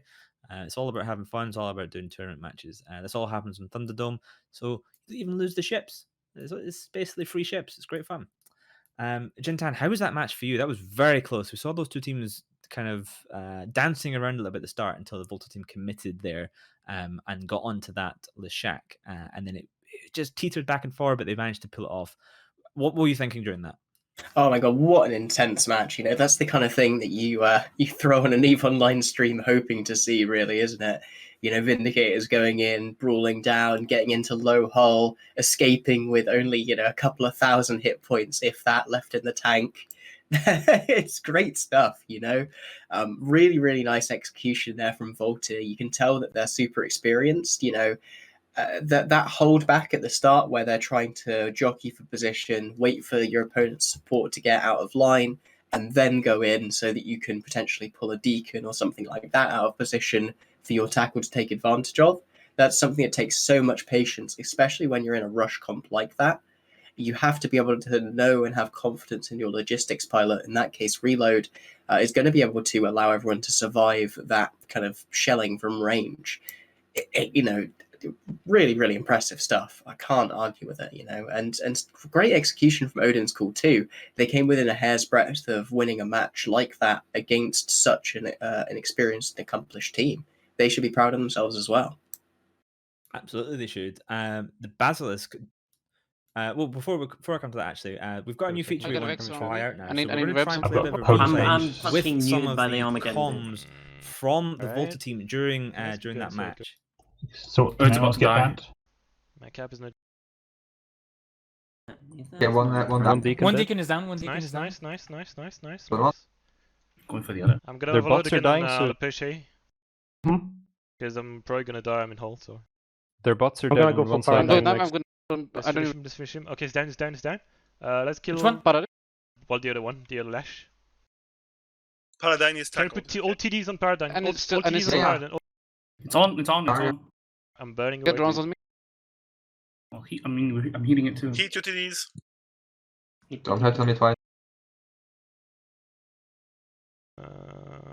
I'm finishing the Deacon. I'm finishing the enemy Deacon. I have to. He's dying quickly. He's Let dying the suppers do quickly. it. Trying to get out of his range, the lash. Low armor. He's done.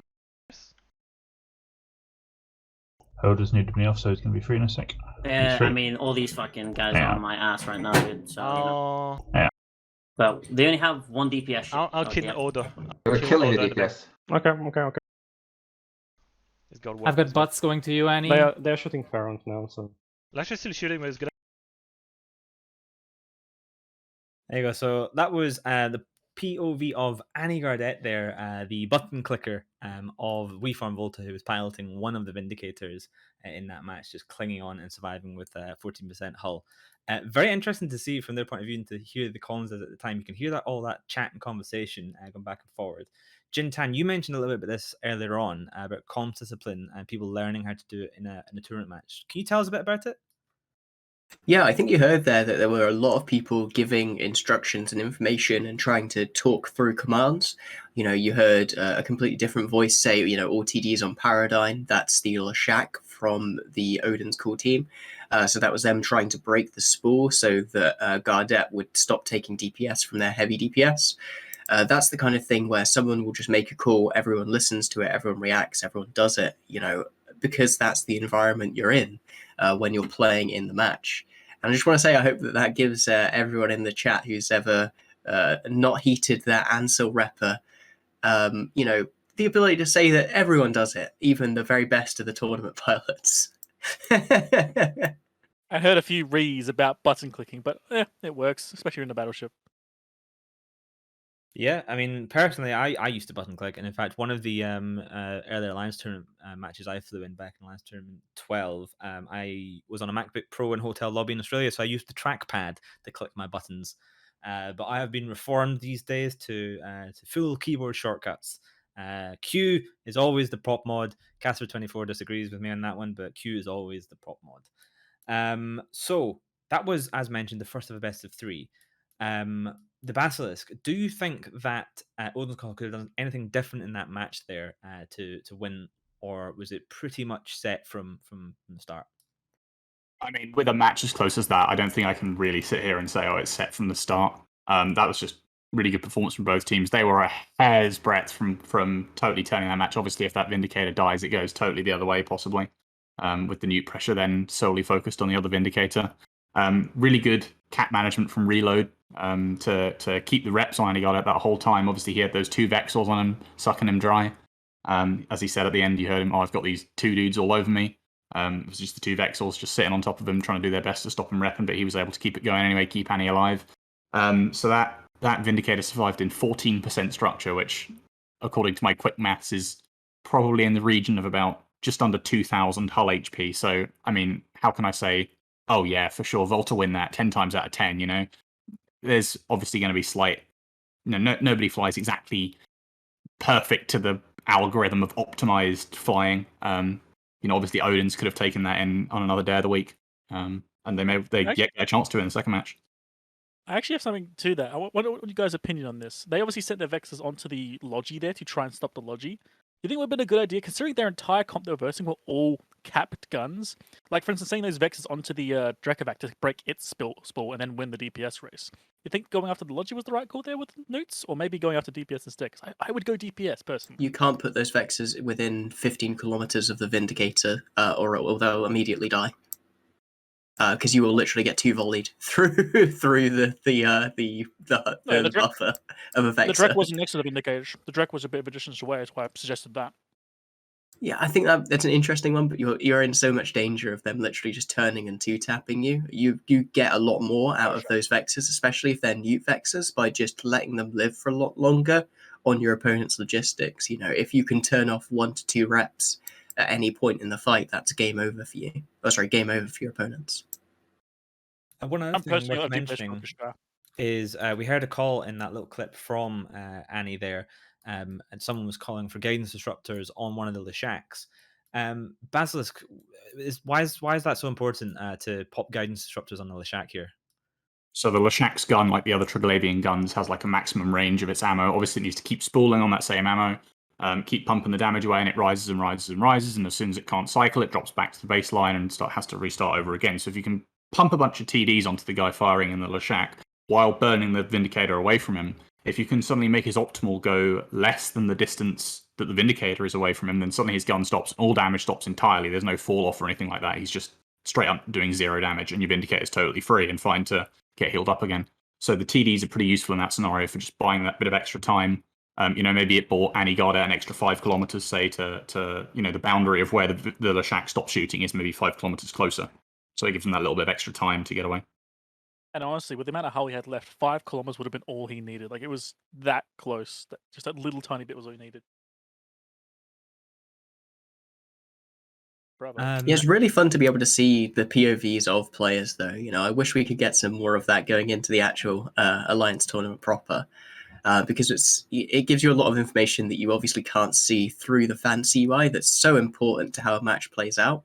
Stuff like the capacitor, how many modules, how your modules are cycling, whether or not you have charges and certain things. Those are the things that make a difference. Yeah, exactly. That's also huge. No idea. I would love it if we could make it in like the final, for example, that we had to have an ability to listen into the comms of both teams, so that we could do little replays and we could put comms over it. I think that'd be fantastic. However, this being EVE Online, that will almost certainly never happen, just because everyone's afraid of spying. But it would be so cool. It'd be such a cool production value. If you remember the EMR Championship, the final took place on stage, which meant we could get clips of each individual pilot's point of view. We could see them all talking and working with each other. I think that was pretty cool. And I'd love to see that kind of stuff come back in the Alliance tournament in some way. But just with, 71 teams applied, assume each of those is like 15 people. I mean, that's just like, it's more than 20 people you have to try and get recordings of. That's a lot of people, and that could be a lot of logistics. So maybe in the future someday. Now, Jintan, going into this series point, I believe we don't have the system where if you win with a comp, it's banned. RJ, can you correct me? Am I right there? I don't hear him. I can see the 2 comps, and I can tell you one of them is the same as last match, so I'm going to assume no.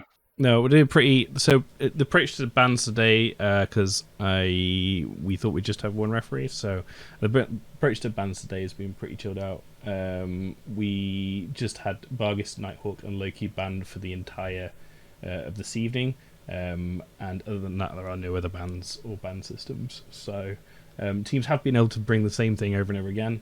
And like part of that is to make it easy for the teams and just not have to have a deep set of 20 comps ready to go in case the certain things get banned out and they can't bring it. So based on the feedback I'm getting so far, we might switch that up a little bit and make it a little bit trickier.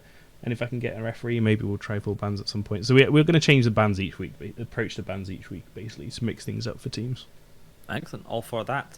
Now, my question to Jin, do you then just bring the same thing again and out execute, or do you bring something completely different and something wild if you were Volta in this situation? Well, I don't think it's fair for me to answer that question, having seen what's just arrived on grid. But I certainly would be interested in, especially in this tournament context. In this practice context, you'd want to try something.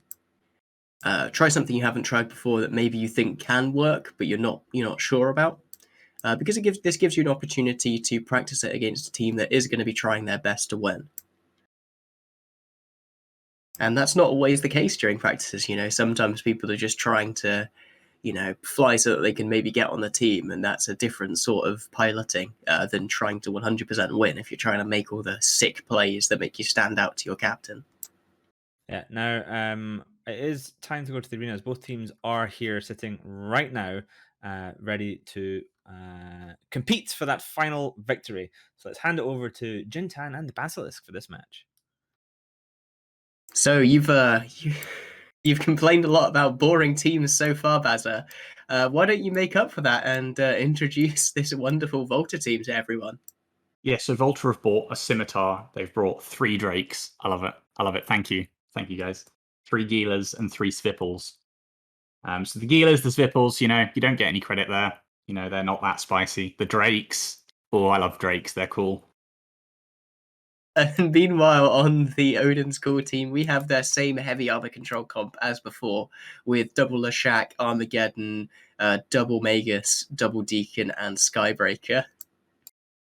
So this is going to be an interesting one, though, because it's going to be quite difficult for the Odin's core team here to get tackle on all of these ships. You know, they are going to be able to fire from quite significant range. There's a lot of shield EHP on the grid here. This isn't quite as meme as it might first look. Yeah, they've got quite a lot of EHP in these Drakes and these Geelers. Only faction cruisers and Tech 1 battle cruisers, of course, but they've both got resist bonuses. They're both notoriously pretty shield buffery, even on TQ. So yeah, we can see these Republic Fleet Valkyries here going out right into the back lines. Are they going on the Shack? And no, it looks like they're going on the Magus. The newts of the Lashak and the Armageddon aren't going to be as useful in this comp. Pretty much the only attractive newt target here is the Scimitar. Oh my god, look at that Magus, though. Magus no tackle at all, and it's going down. Yeah, that drone swarm is absolutely... Was it drones? No, those are the blue drones. Apologies, my bad. Oh, it's Republic Fleet Valkyries are on him. Reprots are coming on him now. So he should be caught fairly handily by these Deacons as well. But yeah, they want to wipe those links off the field if they can. I mean, we saw last match that both teams are pretty fine with taking it slow, you know, not rushing into anything too hastily. And that's perhaps an overlooked strategy. If you can take the links off the field and prevent the next cycle and make them squishier, slower, etc., for the next link cycle when the Magus is down and the links wear off, that's potentially the plan. They are still focusing him. They are still trying to chunk him out. Well, at the very least, it's forcing these Deacons and the Magus to separate away from the Lashaks here. You can see that they're pulling ahead in front of it, almost in a screening maneuver as they try and get in range to put their Maison out onto these ships. But you can see that Volta just haven't taken much DPS. They're not even willing to spool up on these long-range ammo because they know you can see how much EHP this Volta team has. They need to be able to grind it down, and they're not going to be able to do that with long-range ammo. Yeah, as well, they've got this increased mobility. They've got the 3 Spipples for screening, so even if they do start chunking them, they're not going to alpha him with the 2 Lashaks. And if they do shoot a Drake, let's say, the Drake can just burn away. He can just go up the other end of the arena and chill out for a bit and get some reps and then come back. So there's not really any kill threat on him at the moment. So yeah, I mean, it's still pretty slow going for the time being. Still just sort of poking away at each other, trying to prod for a weakness. This Magus has been caught. He's been... watch this roll to the right here. Oh, that's beautiful stuff from Volta here. Watch as they just coordinatedly move and slide past these Lashaks in a line. That's beautiful. That's so hard to pull off. Sorry, I have no other words to describe that. It's just lovely to see coordinated maneuvering like that. There's no real way of seeing it super well in the game. Anyway, you can see Supreme Leader Mal there, taking a little bit of DPS. It looks like Odin's School here are starting to finally get a bit bored and just plink away at stuff. Yeah, both these teams are still just prodding. Odin's Call are sort of tentatively pushing forward. They're not MWDing straight in and feeding hard, but they are sort of pushing up a little bit. Gani Ardet is burning back. He was split off a little bit, but he's burning back. They're all clustering around the micro jump drive. Are they going to try and juke behind them? That is possible. This could be a big play. I think this might be their plan. They're trying to get them to rush in so that they can MJT behind them and maybe snipe off some of... Yeah, they've pulled in all their drones. They've pulled in almost all of their drones. They've got one set of Valkyries out. Everything else is free. Oh, no, they're getting really close here. As well. They need to have started spooling up by now. Yeah, the Geddon and the Lashak are on the way. But I mean, there's nothing that's got... Presumably the Lashak and Geddon don't have a scram. There's nothing that's got a scram that's particularly close.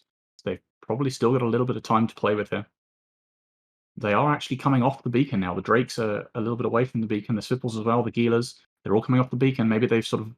Oh my goodness, this is 5 head. They sort of baited them into thinking they were going for the MJD. And now they're just abandoning it. You can see that. And there's Gani... Is it 5 head? Is it 3 head? I don't know, yeah.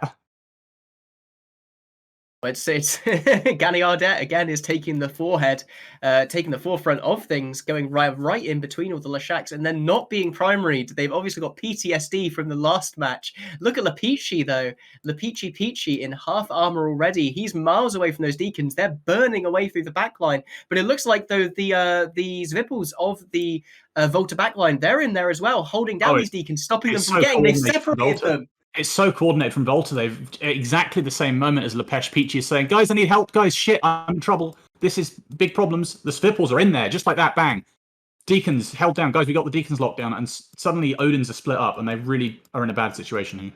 Yeah, Ganiardet is now in half armor. He's holding just for now, but he will break eventually when these spools land and once those newts take effect and his hardness drop. But it's a question of can they kill off Lepici before then? And it's looking pretty good. You can see those there are Nosses down on those Deacons as well. They're going to be starting to pick into that cap, but it's not enough. It doesn't look Drake's like they're taking breaking. chunks. The Drake's taking chunks. Ganiardet is in the hull already. The Lashaks have decided, well, we got to deal with some of this damage, and Ganiardet goes down.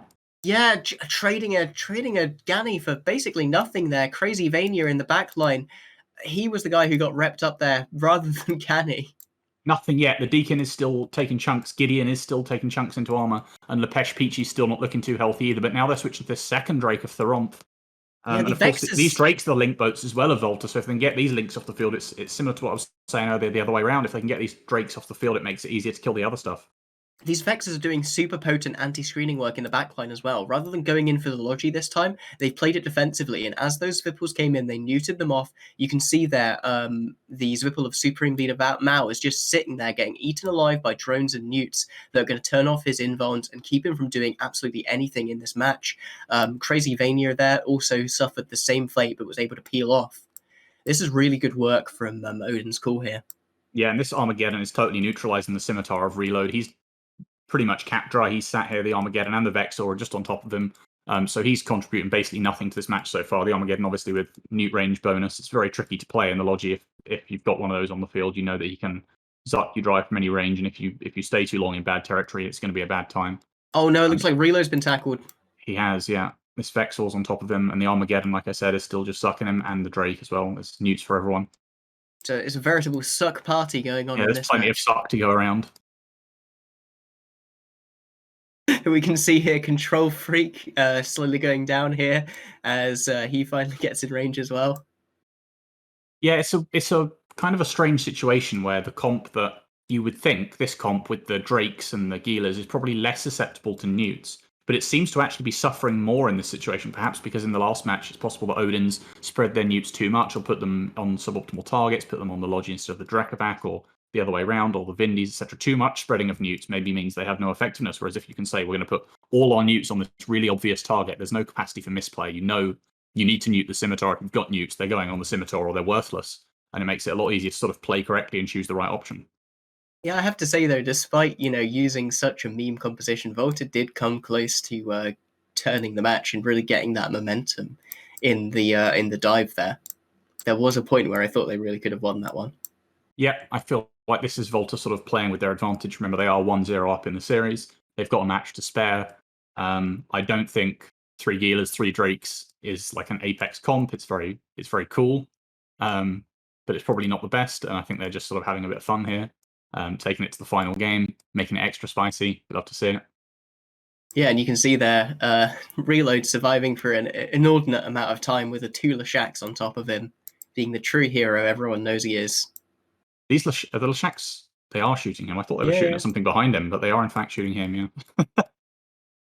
I thought they were just sort of somehow incredibly geometrically lining it up so they were shooting at something behind him and he was just like caught in the crossfire, but no, that's just my brain being slow.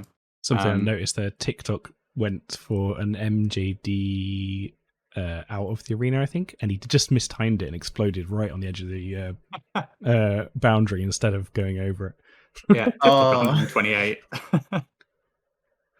TikTok, you need to work on your timing. Close, but no cigar.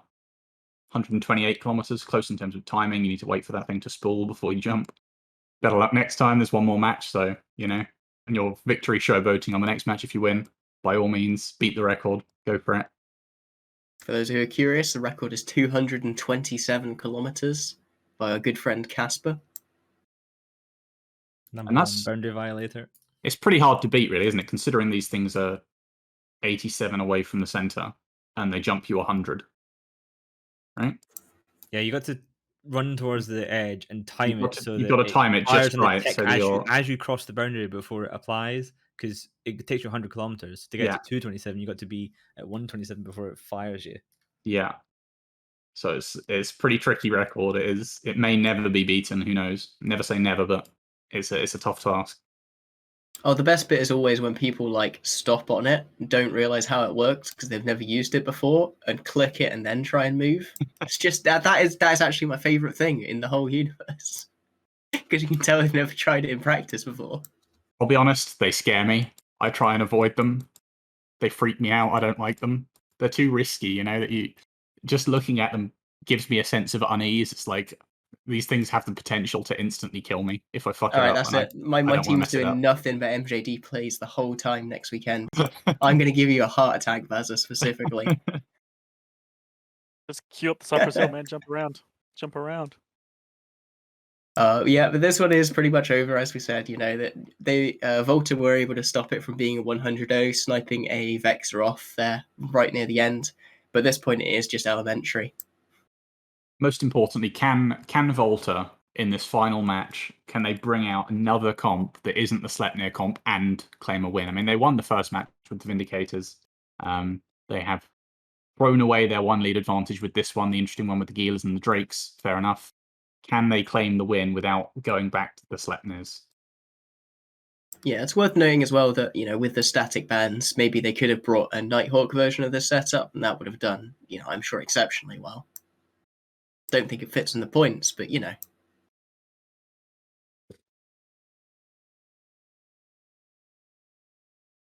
They're just fighting for honor at this point, and Yeah, because it's fun. Base just said the timer is at 0. I hadn't noticed that at that time. I don't know. Why are they still fighting? Nobody's told them. Yeah, there's still guns and effects going off. Why are we still here? I don't know. Actually, that is a very good question. I don't know. Guys in chat in the local as well be like, wait a minute, what? They're just having fun with it now. Yeah, we've got why are we here just to suffer in local.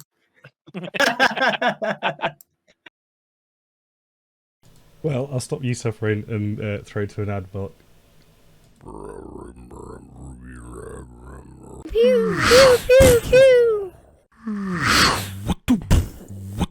Pew, pew, pew.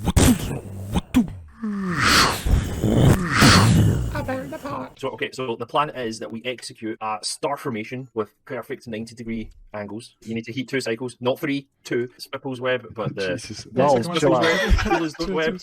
And we need do we need missiles or is that Spipples and we need thermal drone?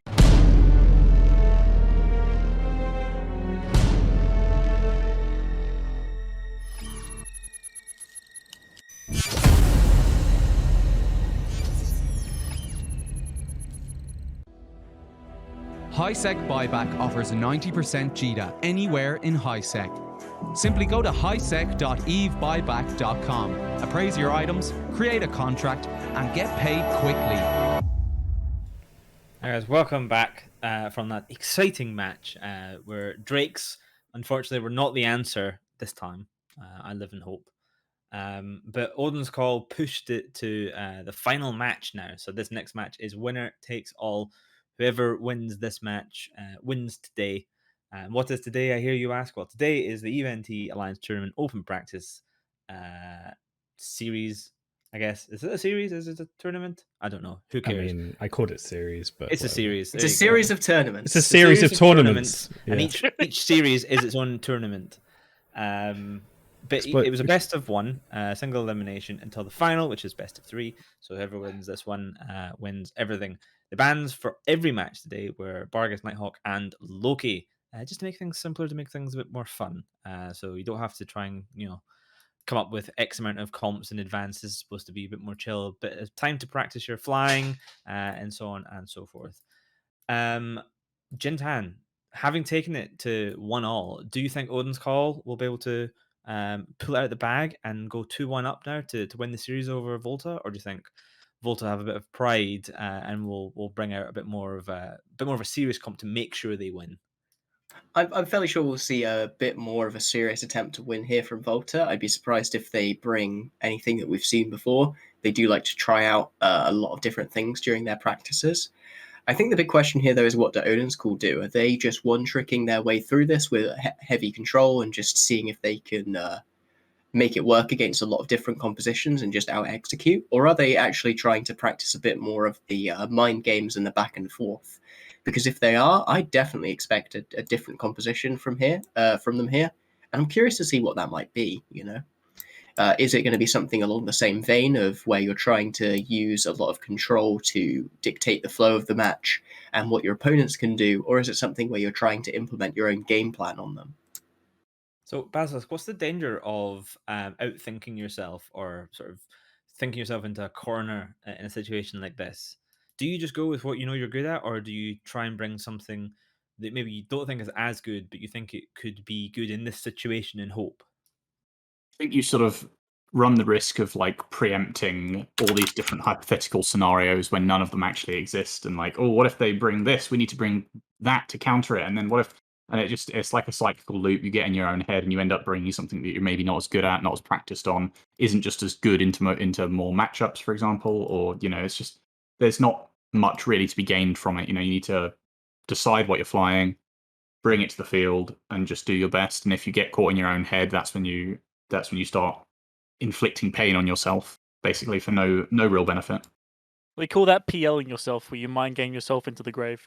Yeah, and it's just like, you're not acting on any actual information. You're not saying, oh, we need to do this better. It's just hypotheticals of what if they bring this hypothetical comp and we bring this hypothetical comp to counter that one, and it's silly, to be honest. If you're Volta, then right, you've seen Odin's bring the same heavy control comp twice.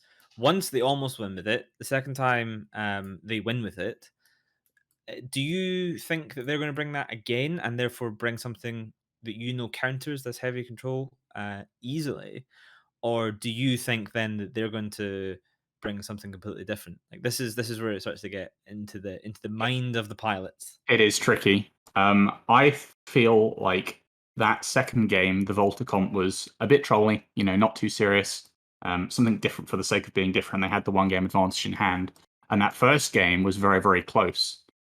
So I feel like Volta maybe think that Odin's could win a rematch of that round one. And Odin's thinking, well, this Lashak comp was pretty good. We might win this rematch of this round one. So I might expect Odin's to be inclined to bring the same thing. And I think Volta, if their pride is important and they want to win this thing for real, they might be inclined to bring the Sleipnirs. But then that makes you think, oh, Odin's, we need to counter the Sleipnirs. So, it's like I said. No, you've gone down the rabbit hole. I've gone down the rabbit hole. No, I've done what I shouldn't do. Curiosity here, right? Here's a little thought I had to myself with that comp they just brought. They obviously brought Drakes for the meme, but I honestly wonder how that comp would do if they did it again, but with Hurricanes instead of Drakes. Maybe even Articanes. Because that would actually give them some range, like ability to hit at range, pick off stuff, and actually do something useful. It looks like the comp could maybe actually work with that. I could be dreaming, to be honest. Yeah. So from, by the way, just as a quick aside, Volta called that comp steamed hams. So if you wanted a name for that comp, there you go. It's called steamed hams. I like it. I like it. Wait, are those ham drakes? Not. I don't know. I just kind of assumed they're heavy missiles. I couldn't possibly say. I'm just telling you the name of the comp. So Jin Tan, we're up now to the final match. It should be taking place in about 5 minutes. We spoke a little bit about getting down the rabbit hole.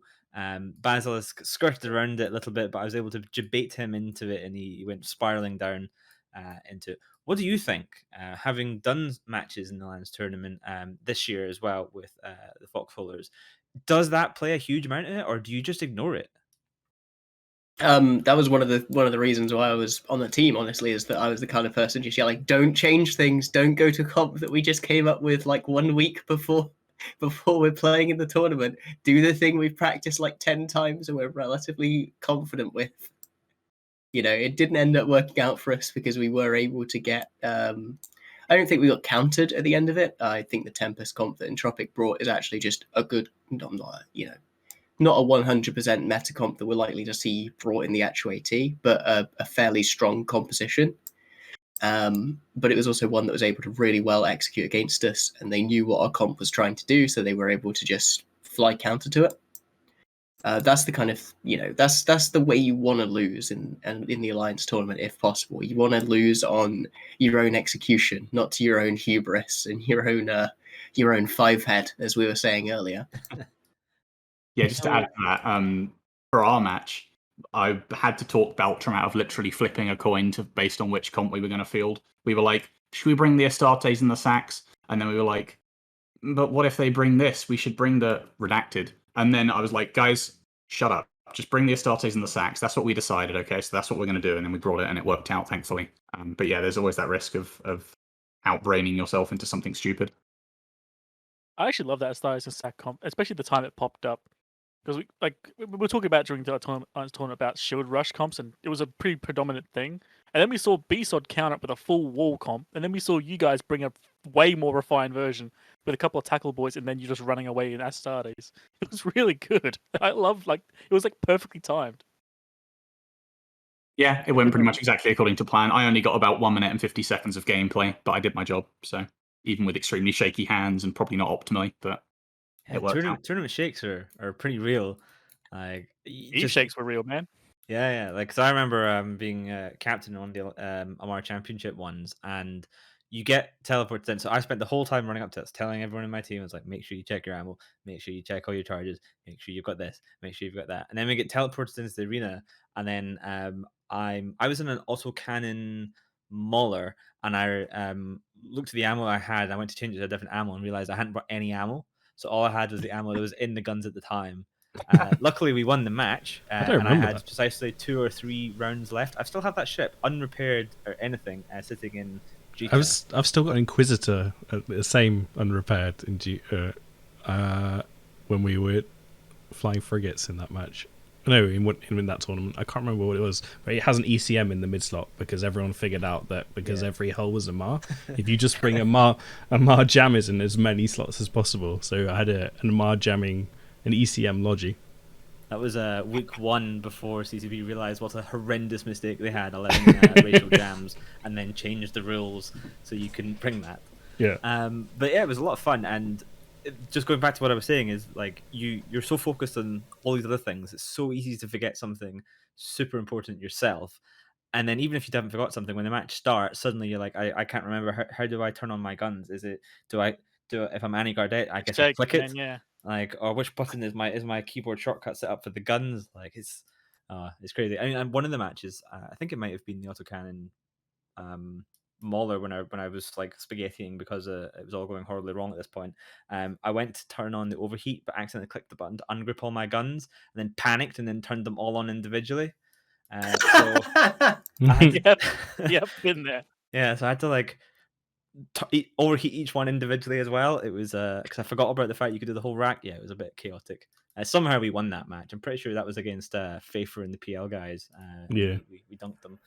But it looks like the teams are now in system, so we can get ready to go to the arena in just another minute or two for the last match between We Form Volta and Odin's Call in this little best of 3 final. I think it seemed like the predictions were probably going to fall down on the side of Volta based on just the experience and the tournament pedigree that they have. And it seems like Twitch agrees in terms of the channel points with 83 to 31k. So if you back Odin's Call, great chance to try and get some channel points here if they go for a bit of an upset. So make sure you get those in before that prediction closes. And the teams are landing. So Mr. BRJ, do you think we're ready to go to the arena? Very, very shortly, yes. There's just quite a lot of banter in locals. Seems like the teams are getting friendly with each other. But will the friendship endure through this match? I'm not sure. I'm very interested as to what's landed on grid, though. So, yeah, I think we're ready. I'll transition now across to the arena. Excellent. And I think... I haven't done one for a while, actually. So, Winglet, do you want to do this one again with me? Do you want to do the last one?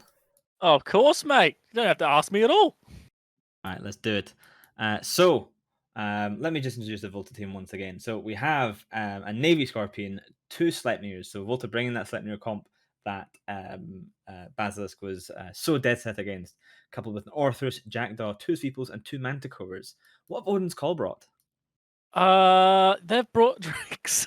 They've brought Drakes. I'm just double checking what missiles they've got. I think those are the heavies. Yeah, that's the ham. I can never tell between those two, but yes, Serbs and Drake navies and Jackdaws for light missiles as well.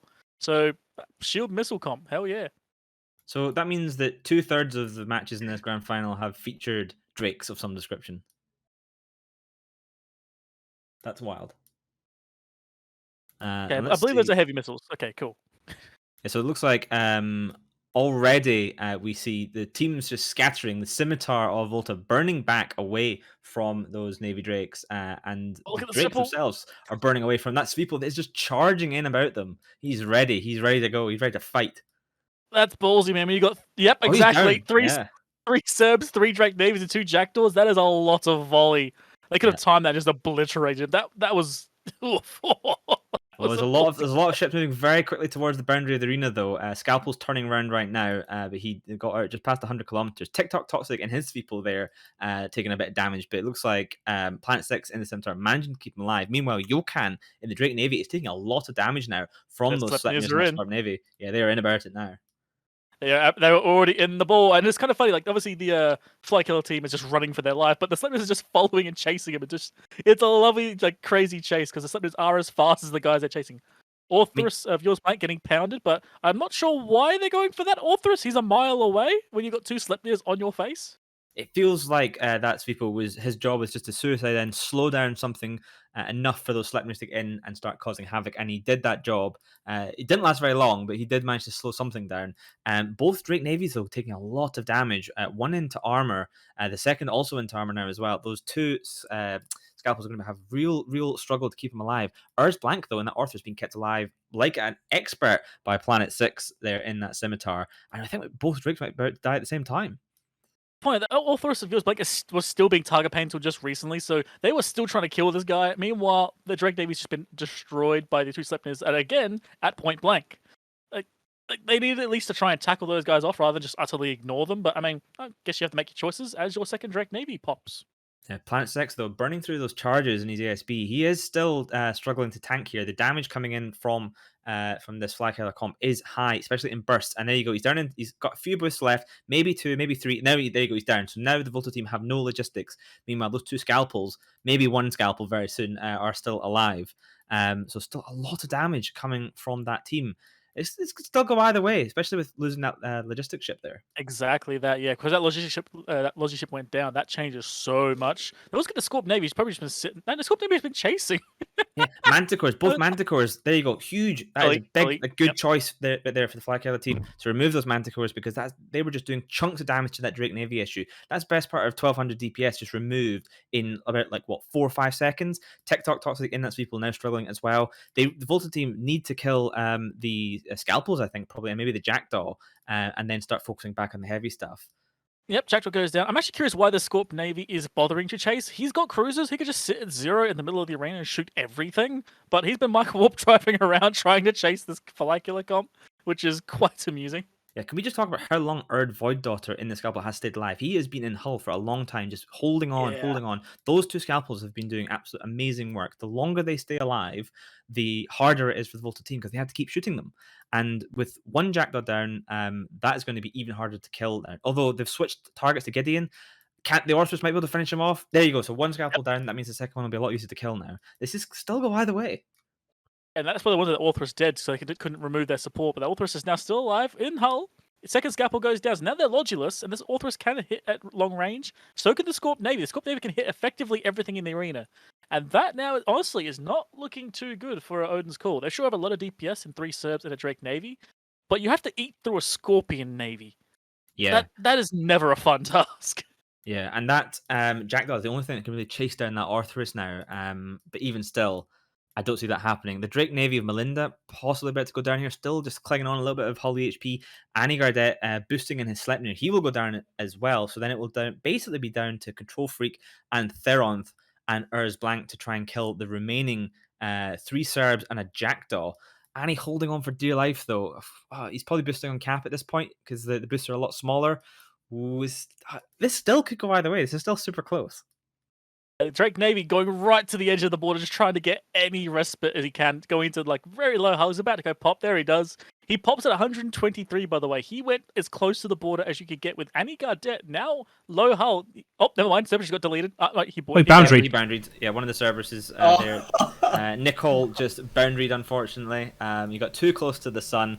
Do you know, if he'd stayed alive, 3 Cerberuses... They have shots. Yes, they have shots if they had 3 Serbs. Killing the Scorpion Navy would have probably been tough, but they maybe would have been able to get the Orthrus and the Sleipnir down and then kite away and win on points. But by boundarying there, then that's it. Basically, 2 Serbs. I think you have to kill the Scorp Navy now.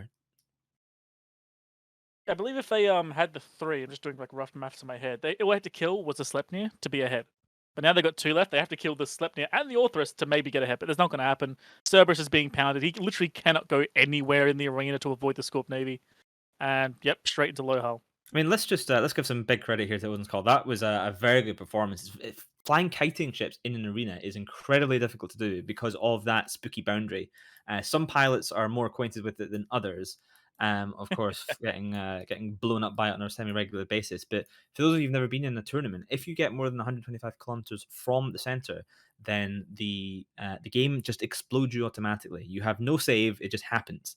And in a kiting setup where you have to fly around and try and stay away from stuff, you're clicking a space and you're moving around. It's very, very easy to not notice which direction you're moving and how fast you're moving, and that arena is fast approaching. Yeah, they did fly really well. I was actually going to say, just before that Cerberus boundary, was that they were flying real close to the arena and doing it really well, just trying to buy distance away from the Sleipnir and the Scorp Navy. Unfortunately, like Icarus, flew a bit too close to the sun, but until that point, they were really like edging it out just perfectly, as you expect pilots like these guys to do. Yeah, and the thing is, though, it looked to me, I zoomed the camera out when I saw him passing around 120. It looked like he was slowing down and turning. So he was trying, I think he'd realized where he was. He was trying to kind of like pull it back in. And the number ticked up super slowly. And I thought he was going to pull it off at 124, and then it just ticked at 125 and he disappeared. So unfortunate for him. But it looks like we from Volta winning the first of the EVNT Alliance Tournament Open Practices. Prizes will be given. I forget what they are. They're not massive, but they are cool little participation prizes. Control Freak doesn't get one, unfortunately, which is a shame for him. But great match overall there. So yeah, let's toss it back to the arena. We who have seen war will never stop seeing it. In the silence of the night, we will always hear the screams. So this is our story. Wolves amongst strangers. Nah, he's got it. It'll be fine. Oh shit! Oh. Yeah, that's cool. I'm getting a point. You guys ready? Oh, there's a curse as well. Are you shitting me? You're welcome, Durst.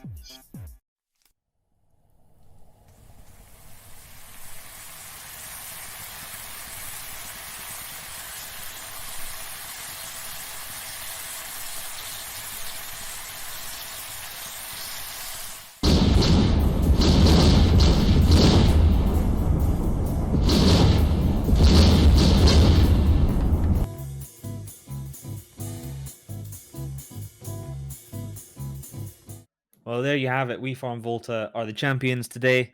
The 11th of September, they win the Alliance Tournament Open Practice Series here on EVNT on a fantastic 2-1 over Odin's Call. Odin's Call coming in second, putting up an incredible performance to get this far and to push that match to. It was so close. If that Orthros had died, I think it could have gone the other way. Thank you to the other teams that participated. Of course, Literally Triggered coming in third. And then Deepwater Hooligans, and of course not forgetting Shadow Cartel, Specter Fleet, Wormhole Society, and Snuffed Out. We intend to do this pretty much every Saturday if we can, up until Alliance Tournament 17, which is in November. So please make sure you subscribe, follow, and join us next time. I've been Ithaca Hawk, as always, and I've been joined by incredible people, BRJ, Jin Tan, The Basilisk, Wingnut Cross, and of course, behind the scenes, Amy Muff and General Stargazer pushing the buttons and making everything actually work. Thank you very much for watching, and we will see you next time. See you later, nerds. Bye. Peace out.